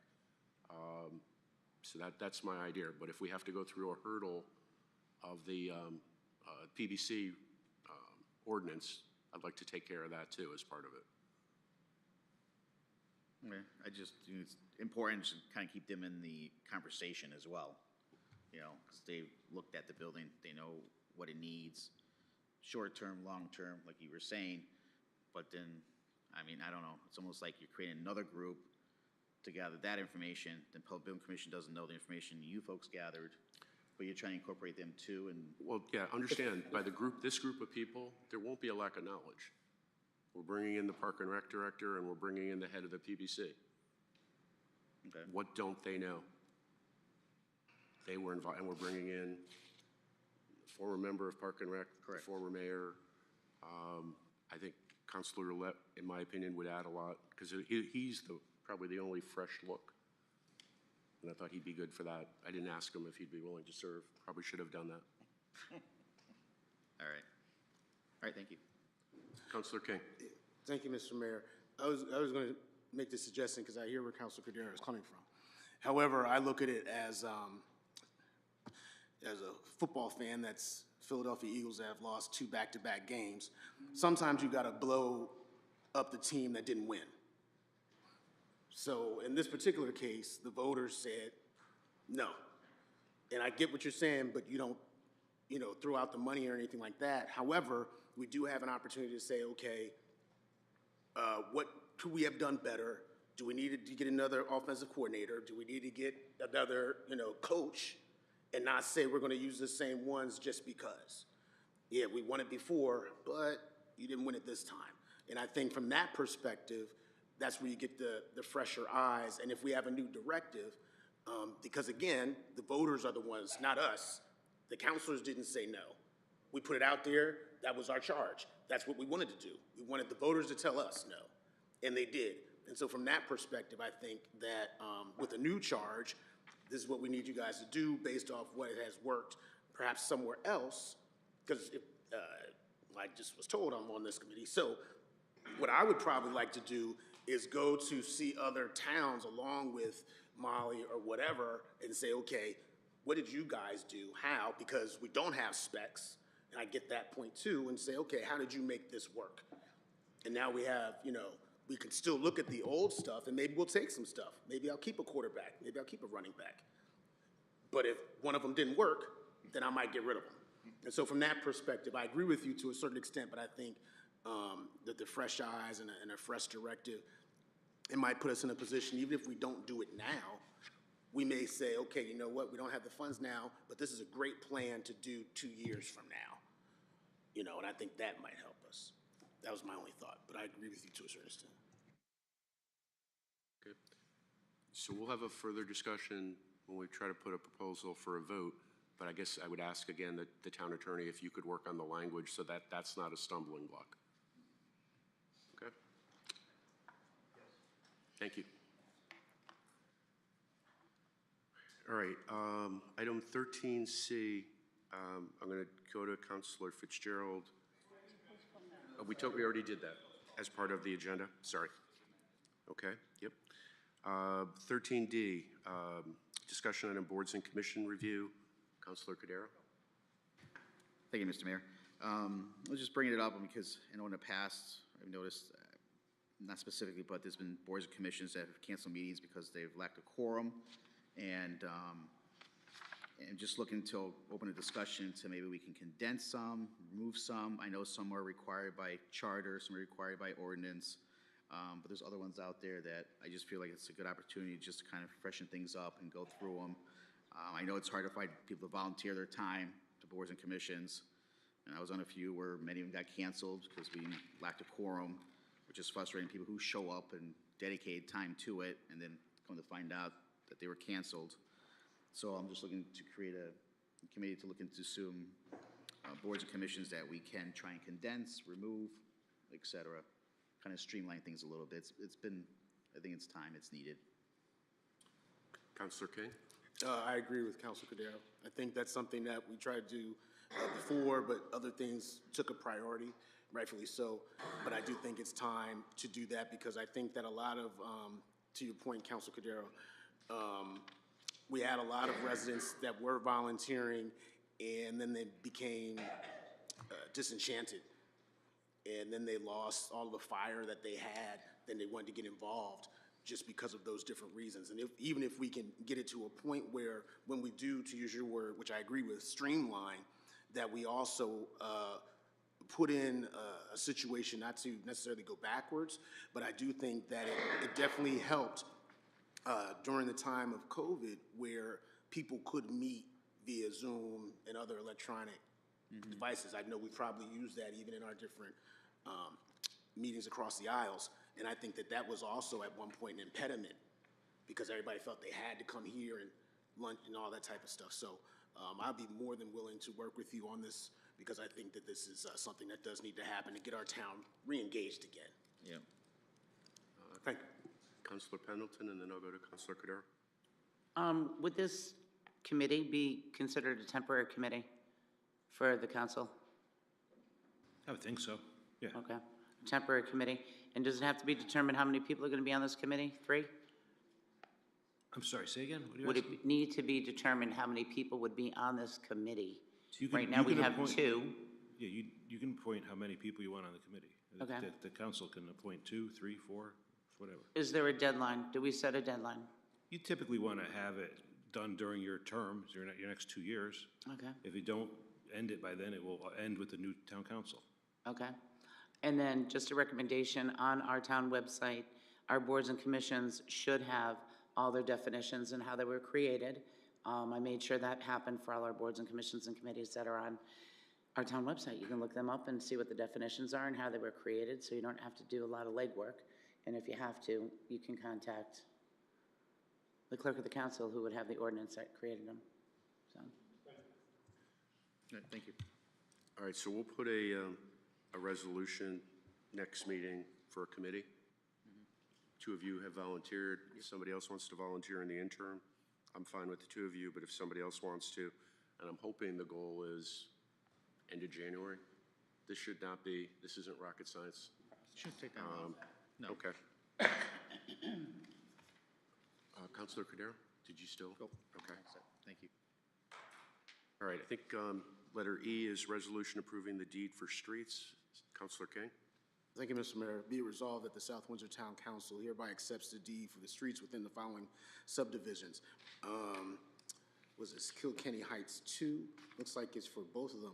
Do I need to read through you, Mr. Attorney, each one of these individual, or is it just the application number? I think if you just say that it's The for application Kilkenny number? Heights too, for both the, Okay. the application numbers. Okay, so be it resolved that the South Windsor Town Council hereby accepts the deed for streets within the following subdivisions: Kilkenny Heights 2, which is the plan zoning application number 21-39P. There you go. Thank you. Councilor Fitzgerald got the second. Anybody have any questions or concerns? All those in favor? Oh, I'm Before sorry. you go, I just want to make sure everybody is clear on what you're doing. So you're accepting, you're actually accepting the property and the streets as now town-owned property. Typically what happens when a neighborhood is built, in that process, the developer is responsible for building that road. And it's the road and the road ground underneath it is owned by the developer. Once his development is complete and he completes the actual construction of the road, both Public Works and Planning and Zoning will go out to that road. They will evaluate it and do a determination whether that road meets the specifications that the town has identified. Once they've approved it, it then comes to all of you for you to approve and actually accept it as a road. Some of the things that you would want to consider in the actual acceptance is this adds additional road length for the town to plow and maintain moving forward.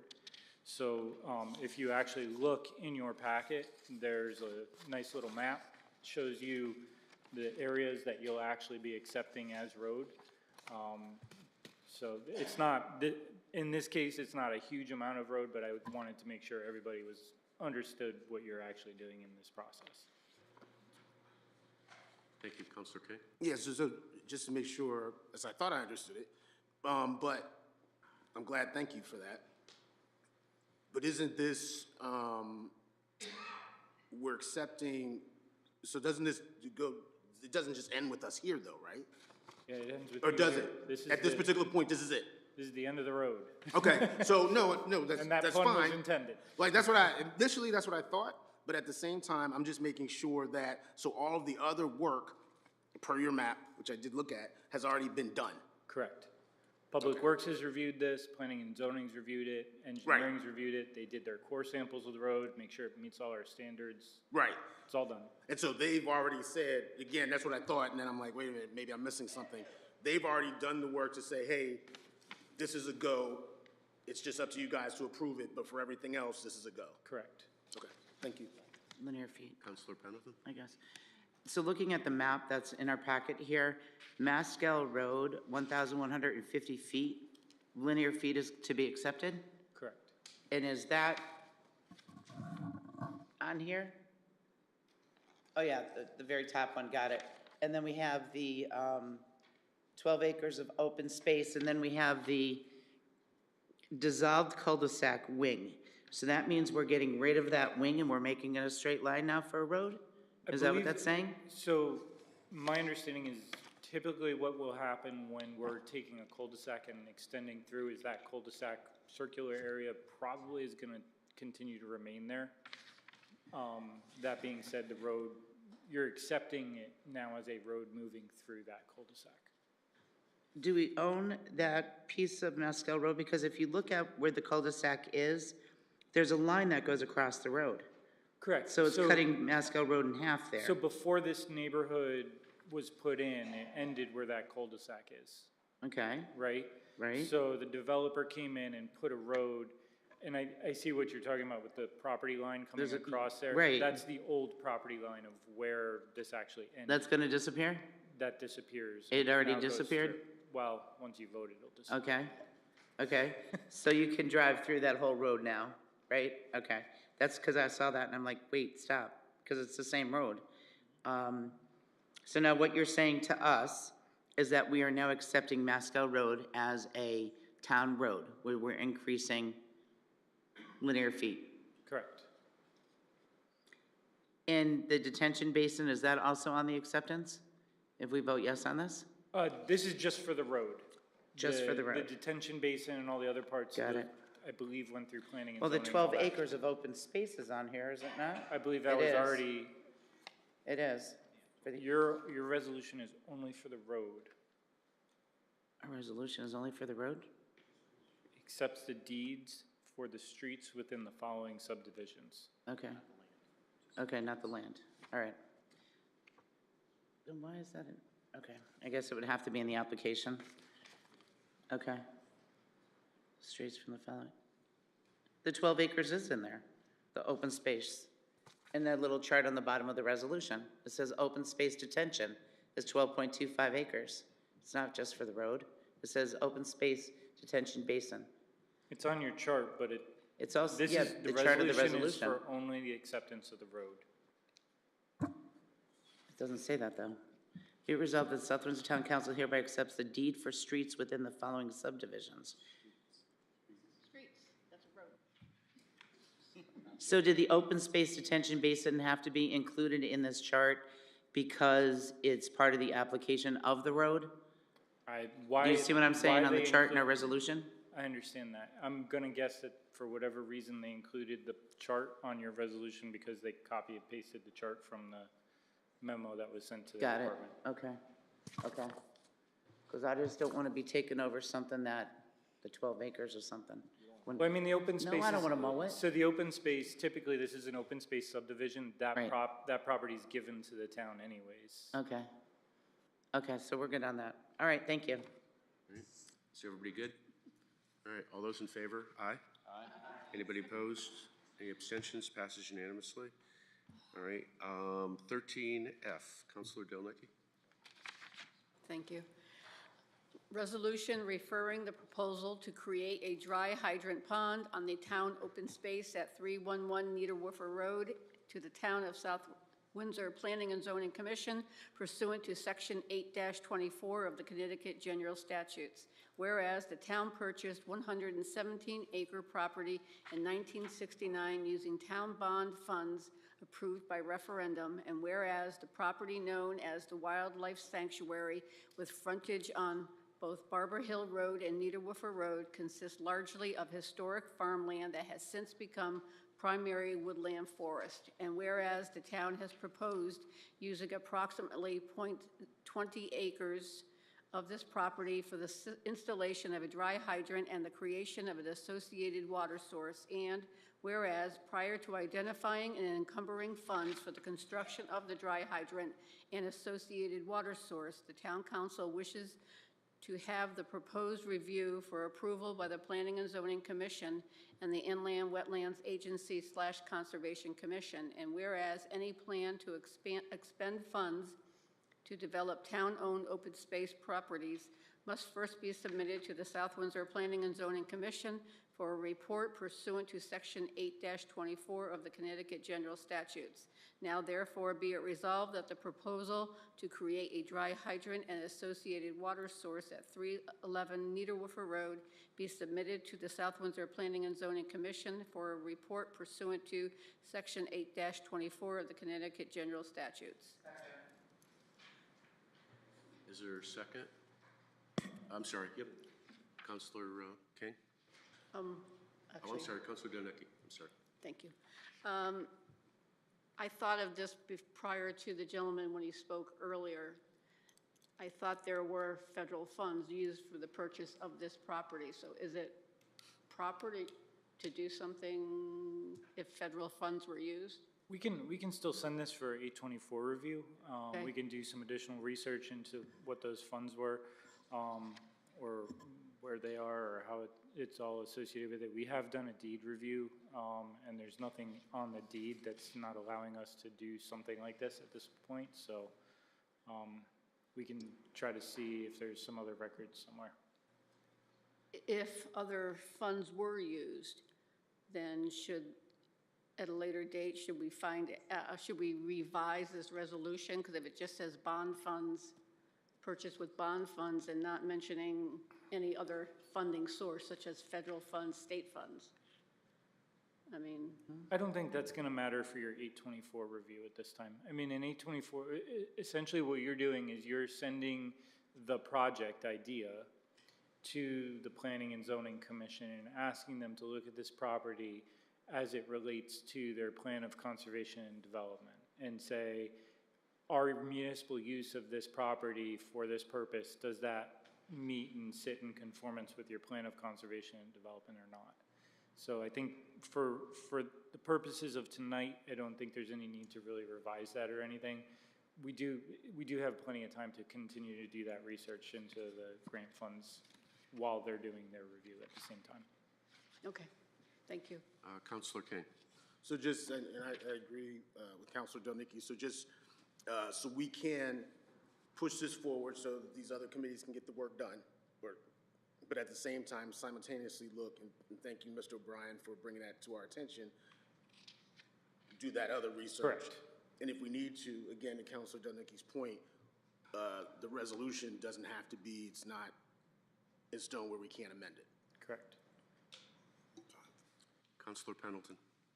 We don't have to accept the 824 even. That's also our choice after it's presented or approved. We don't have to use it. We don't have to accept it. It's always out there where we can say we don't need it. That is correct as well. Okay, I just have a couple of things. Actually, Town Manager, Town Attorney, do you guys have anything that we should know before we? I kind of went through the process of what you guys are doing already, so unless there's other questions. Okay. So just a couple things, just to kind of get on the record. We heard from Mr. Stetson. I think he said the deeds for the land says we can do whatever, but obviously we need to confirm that. Number two, we did ask that this fix, we believe, will handle the entire street, but I'm going to say that publicly again. We had some neighbors on the East Windsor side of the street say that they didn't think that it would cover their property. We did ask the question, does it cover the entire street? And the answer was yes. But if we can confirm that, again. Three, we did talk last meeting about the fact that this doesn't mean that we're going to have to do anything for the other 12 streets because their situation is different than this one. I just want to, again, put on the record that if we're going to go this route, which we are, I guess I'm asking you to try to find the money so that when we get to the point where we can actually do this, whether it's February, March, or April, we don't have to hear that we're going to wait for July because we need a new budget year. You know, I'm hoping in a, reasonably sized budget, we can find the $40-something thousand. I did have one other question, safety question that I didn't ask before. I did watch the meeting again. I think he said that the hole in the ground, my technical term, is like 3 feet deep, some version of that. This might be a little deeper. He did talk about the fact that even if the water freezes, you can sort of go below. My question is there any kind of fencing that has to go around this? Even if it's just 3 feet or 5 feet, it's a body of water. And if there is, how exactly do the fire department, actually get to use it? But if you could get back to us, unless you know now. Yeah, I don't believe I saw pricing for fencing in the project proposal, but if we do get to a point where there is fencing, typically what will happen with the dry hydrant is you'll have your fence here, your water body here, and your dry hydrant comes right up on the other side of the fence. So it can be done in that perspective. The one thing I wanted to quickly address, though, is the idea of covering the entire street. So really the only magic way to cover the entire street would be to put a water line down the entire road with fire hydrants in front of every few homes. I think this will provide an additional source of water that will provide more water to the residents on the street. But I think if an individual's expectation is to have a fire hydrant in front of their house, that's not what this is going to do. It's going to provide an additional option for water to fight a fire on that street. It will probably not be the solution to all the water the fire department would need, but it's going to be an additional supplement to the water that they would be bringing on site. Okay. See, everybody else seems happy. I'm confused now. Because could you get back to us? Because we did have the discussion last meeting. I thought we asked the question. I thought we got an answer. Because if the answer is it doesn't cover the entire street, the next logical question is, how many houses are there on the street and how many houses do we think might be covered? $40-some thousand isn't a lot of money, but if the real answer is it's only going to cover a couple houses near it, that's a different discussion than what we had. So, No, I think what I'm getting at is I don't want you to have this expectation of what is covering the entire street mean. So if we're gonna say we want to cover the entire street, meaning that you have water in front of every home that the fire department can hook up to, you should be doing a water line. But really what we're doing is we're looking for an additional source of water, because we do have a fire hydrant that's 3,000 feet away, which is what we heard all about. There is a run that it has to get up. There's additional pumpers that need to get put in between, but you can provide water with a good water pressure all the way to the end of Niederwerfer.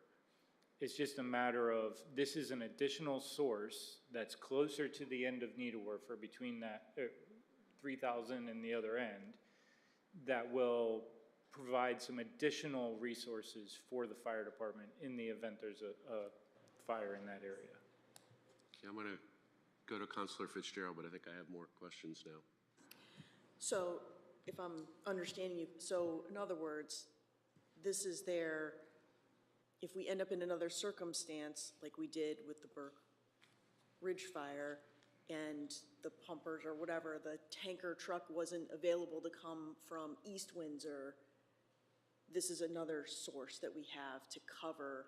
It's a contingency It's another source. tool in our toolbox that we can pull from. I mean, there were a number, I think if you look at the fire that happened on Niederwerfer, there's a number of factors that came into play that that resulted in the result we had.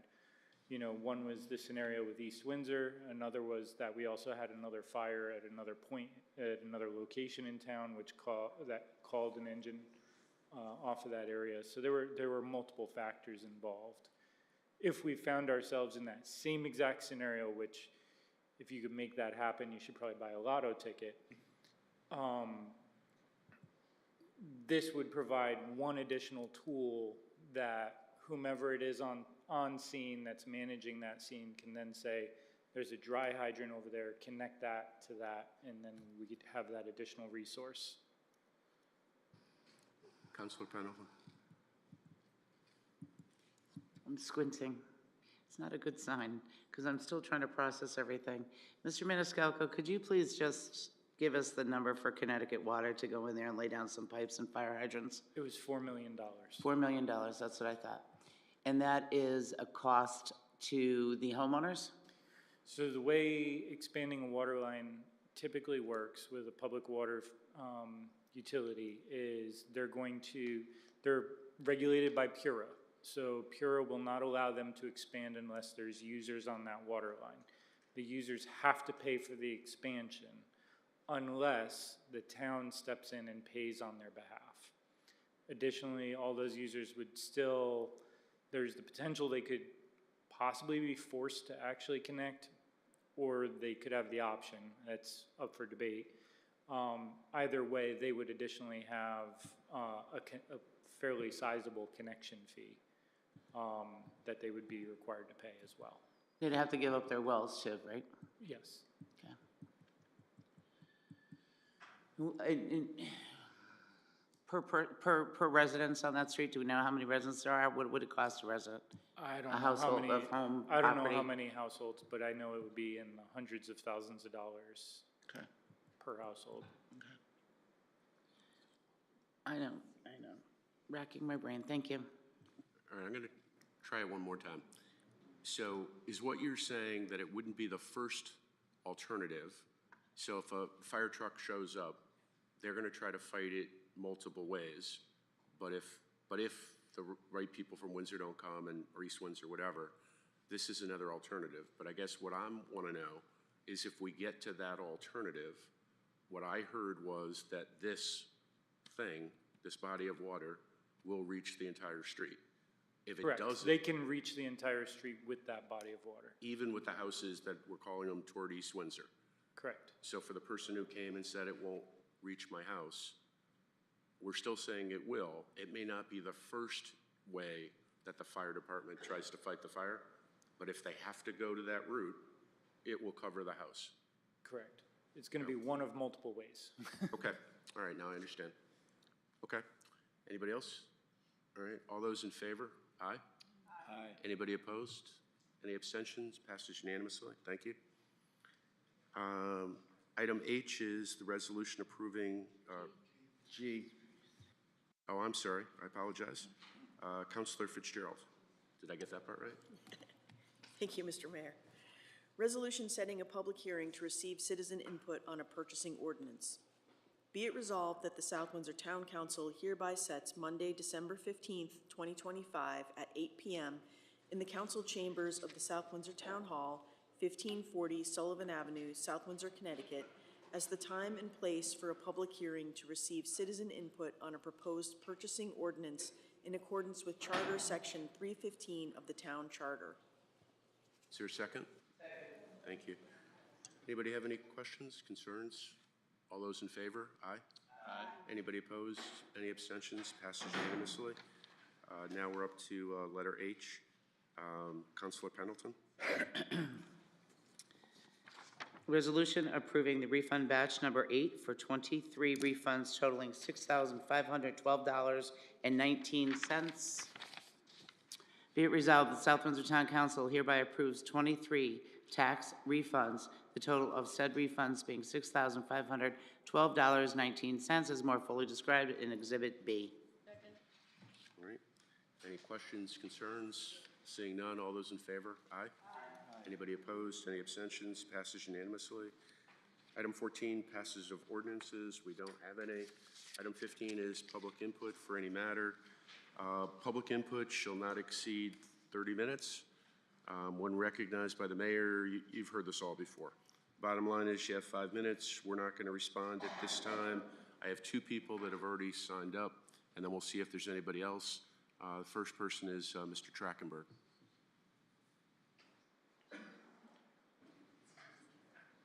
Hello, councilors. Jeff Trachtenberg, 111 Oxford Drive. Yep, lights on. Thank you. Oh, I can't hear? Okay. I'm usually loud. Better? All right. I got to do my glasses. As many of you know, the Democrats are suing South Windsor residents over the recent charter change. The Charter Revision Commission, chaired by Deputy Mayor Andrew Paterna, held a Democratic supermajority on the commission's revisions. 4 Democrats, 2 Republicans, and 1 UCP member. There was even an attorney affiliated with the Democratic Party on the charter revision. The voter-approved revisions changed the council structure to prevent any one party holding a superminority. The new setups guaranteed a more balanced 5-4 split. I had hoped these changes would help us as a community move past divisiveness. Clearly, voters felt the same way when they approved the revisions. Now, however, the Democrats are suing the residents because the former 6-3 supermajority has been reduced to a 5-4. It raised an important question. If the situation was reversed and the Republicans held the supermajority, would the Democrats be filing the same lawsuit to preserve the 6-3 Republican advantage? Or would they remain silent? I think we know the answer. At a time when we're likely facing a 6 to an 8% increase next year in our taxes, do we really need to spend tens, if not hundreds of thousands of dollars of tax-paid dollars, what feels like a frivolous lawsuit? Making matters worse, even more absurd, the Democratic Party launched a GoFundMe page to fund this case. Yet every dollar that they raise will have to be matched by taxpayer dollars to defend against this very same lawsuit that they initiated. For those insisting this lawsuit is not frivolous, as we've heard from a Board of Education member, what price is too high to defend our democracy? Another resident claims a woman's right to vote is being violated. And the South Windsor Democrats argue it's about voter disenfranchisement. Let's be honest, the lawsuit is not about a democracy, it's not about a woman's right to vote, it's not about voter disenfranchisement. No one is arguing against a more balanced town council. The lawsuit hinges on one item, just one. It's timing.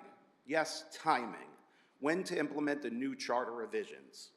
Not democracy, not the women's right to vote, not voter disenfranchisement, just the timing when to implement these revision changes, create a more balanced council. As a former member of the Democratic Town Committee, this is yet another example of how today's Democratic Party has drifted away from the values I once believed. The Democratic Town Council asked for a more balanced structure. They got it. The residents wanted a more balanced town council structure. They got it. And now the Democratic Party is suing those very residents to preserve the supermajority. This lawsuit will only divide our town further while costing taxpayers tens, if not hundreds of thousands of dollars. Recently, I met a town councilor who genuinely wanted to know, as a resident, what I wanted, what I really needed. I believe the goal was to find ways to work together, improve our town, and reduce the rising rhetoric. That makes the current situation even more disappointing. It's a waste of time, money, and goodwill. We should be working together, reaching across the aisles, and focusing on making South Windsor a better place to live for everyone. Thank you very much. Thank you. Mr. Appleton.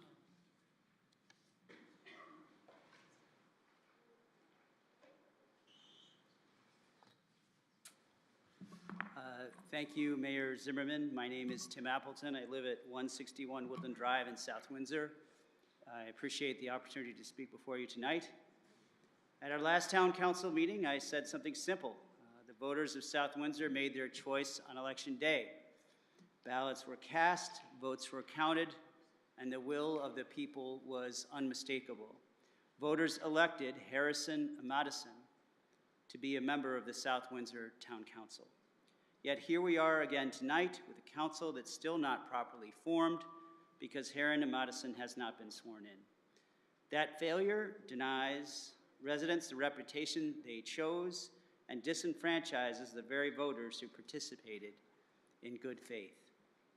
As one of those voters, I've listened carefully and closely to the criticism of the responsible legal challenge now underway, criticism aimed at confronting inconsistent and retroactive decisions made by unelected municipal officials who have effectively decided the outcome of an election. We've heard it costs too much, or it's too divisive, or let's just move on. But those arguments ring hollow, and frankly, to me, intellectually dishonest, because we all know the truth.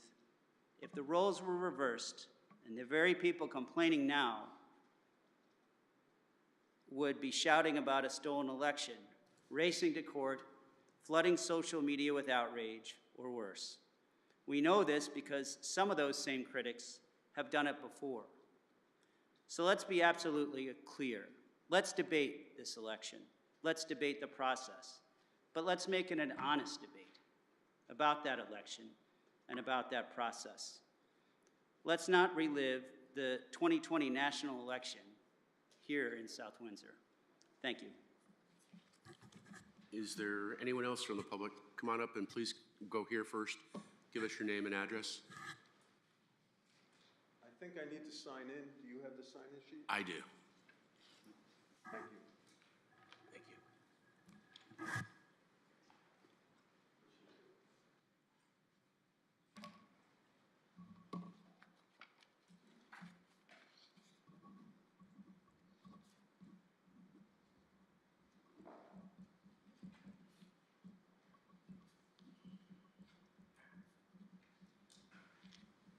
Bear with me.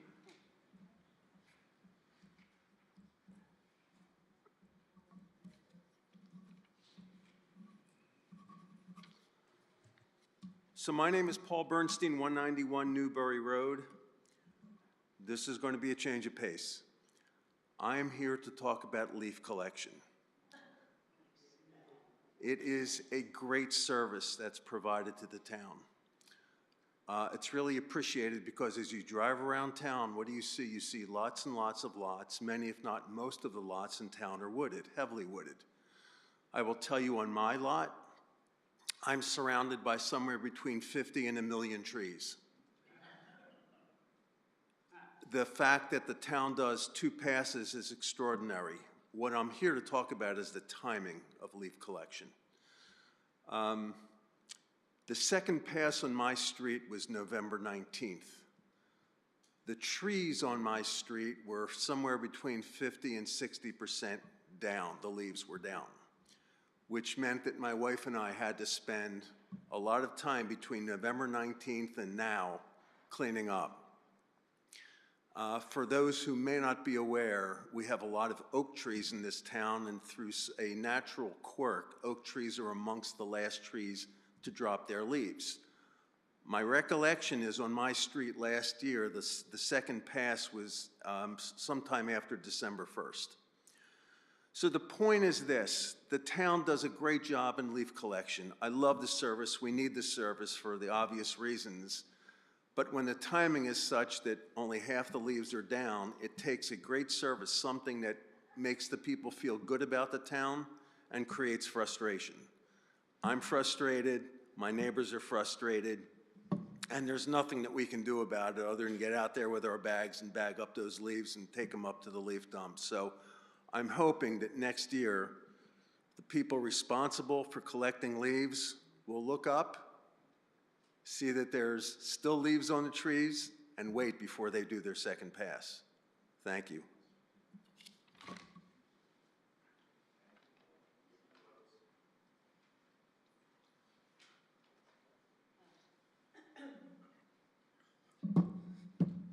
Hopefully they left this on. Perfect. Dan Edwards, 131 Hilton Drive. Just give me a second here while I sign in. In response to the 2 prior public inputs, except for the leaf guy. On election day, voters weren't only choosing candidates, they were also voting on the charter itself. So while residents supported certain individuals for office, those same residents also made their voices heard on the charter question. Both results matter, and both reflect the will of the voters. Anyway, good evening, members of the council and residents. Tonight, an important choice in how the council frames its commitment to fiscal responsibility in the town budget process was discussed. After hearing the mayor speak of a possible change in verbiage, I felt it imperative to come down here tonight and ask he consider keeping the original ensure verbiage rather than consider in respects to fiscal responsibility. When you say you will consider fiscal responsibility, you leave room for interpretation. It becomes a suggestion, something you might weigh against other priorities. But fiscal responsibility is not an option. It is a foundation of trust between this council and the community that just elected you. It ensures that every dollar is spent wisely, that you meet our obligations, and that you safeguard the financial health of our town for future generations. Consider sounds thoughtful, but it lacks accountability. Ensure demands action. It means you will take concrete steps, monitor spending, maintain balanced budgets, and avoid unnecessary debt or other expenditures. It means you will uphold the principles that protect taxpayers and sustain essential services. I suggest that you commit to language that reflects your duty. Please ensure fiscal responsibility, not just consider it, because your residents deserve certainty, not ambiguity. Together, you can build a budget that is strong, transparent, and responsible. Thank you. Anybody else from the public want to speak to the council at this time?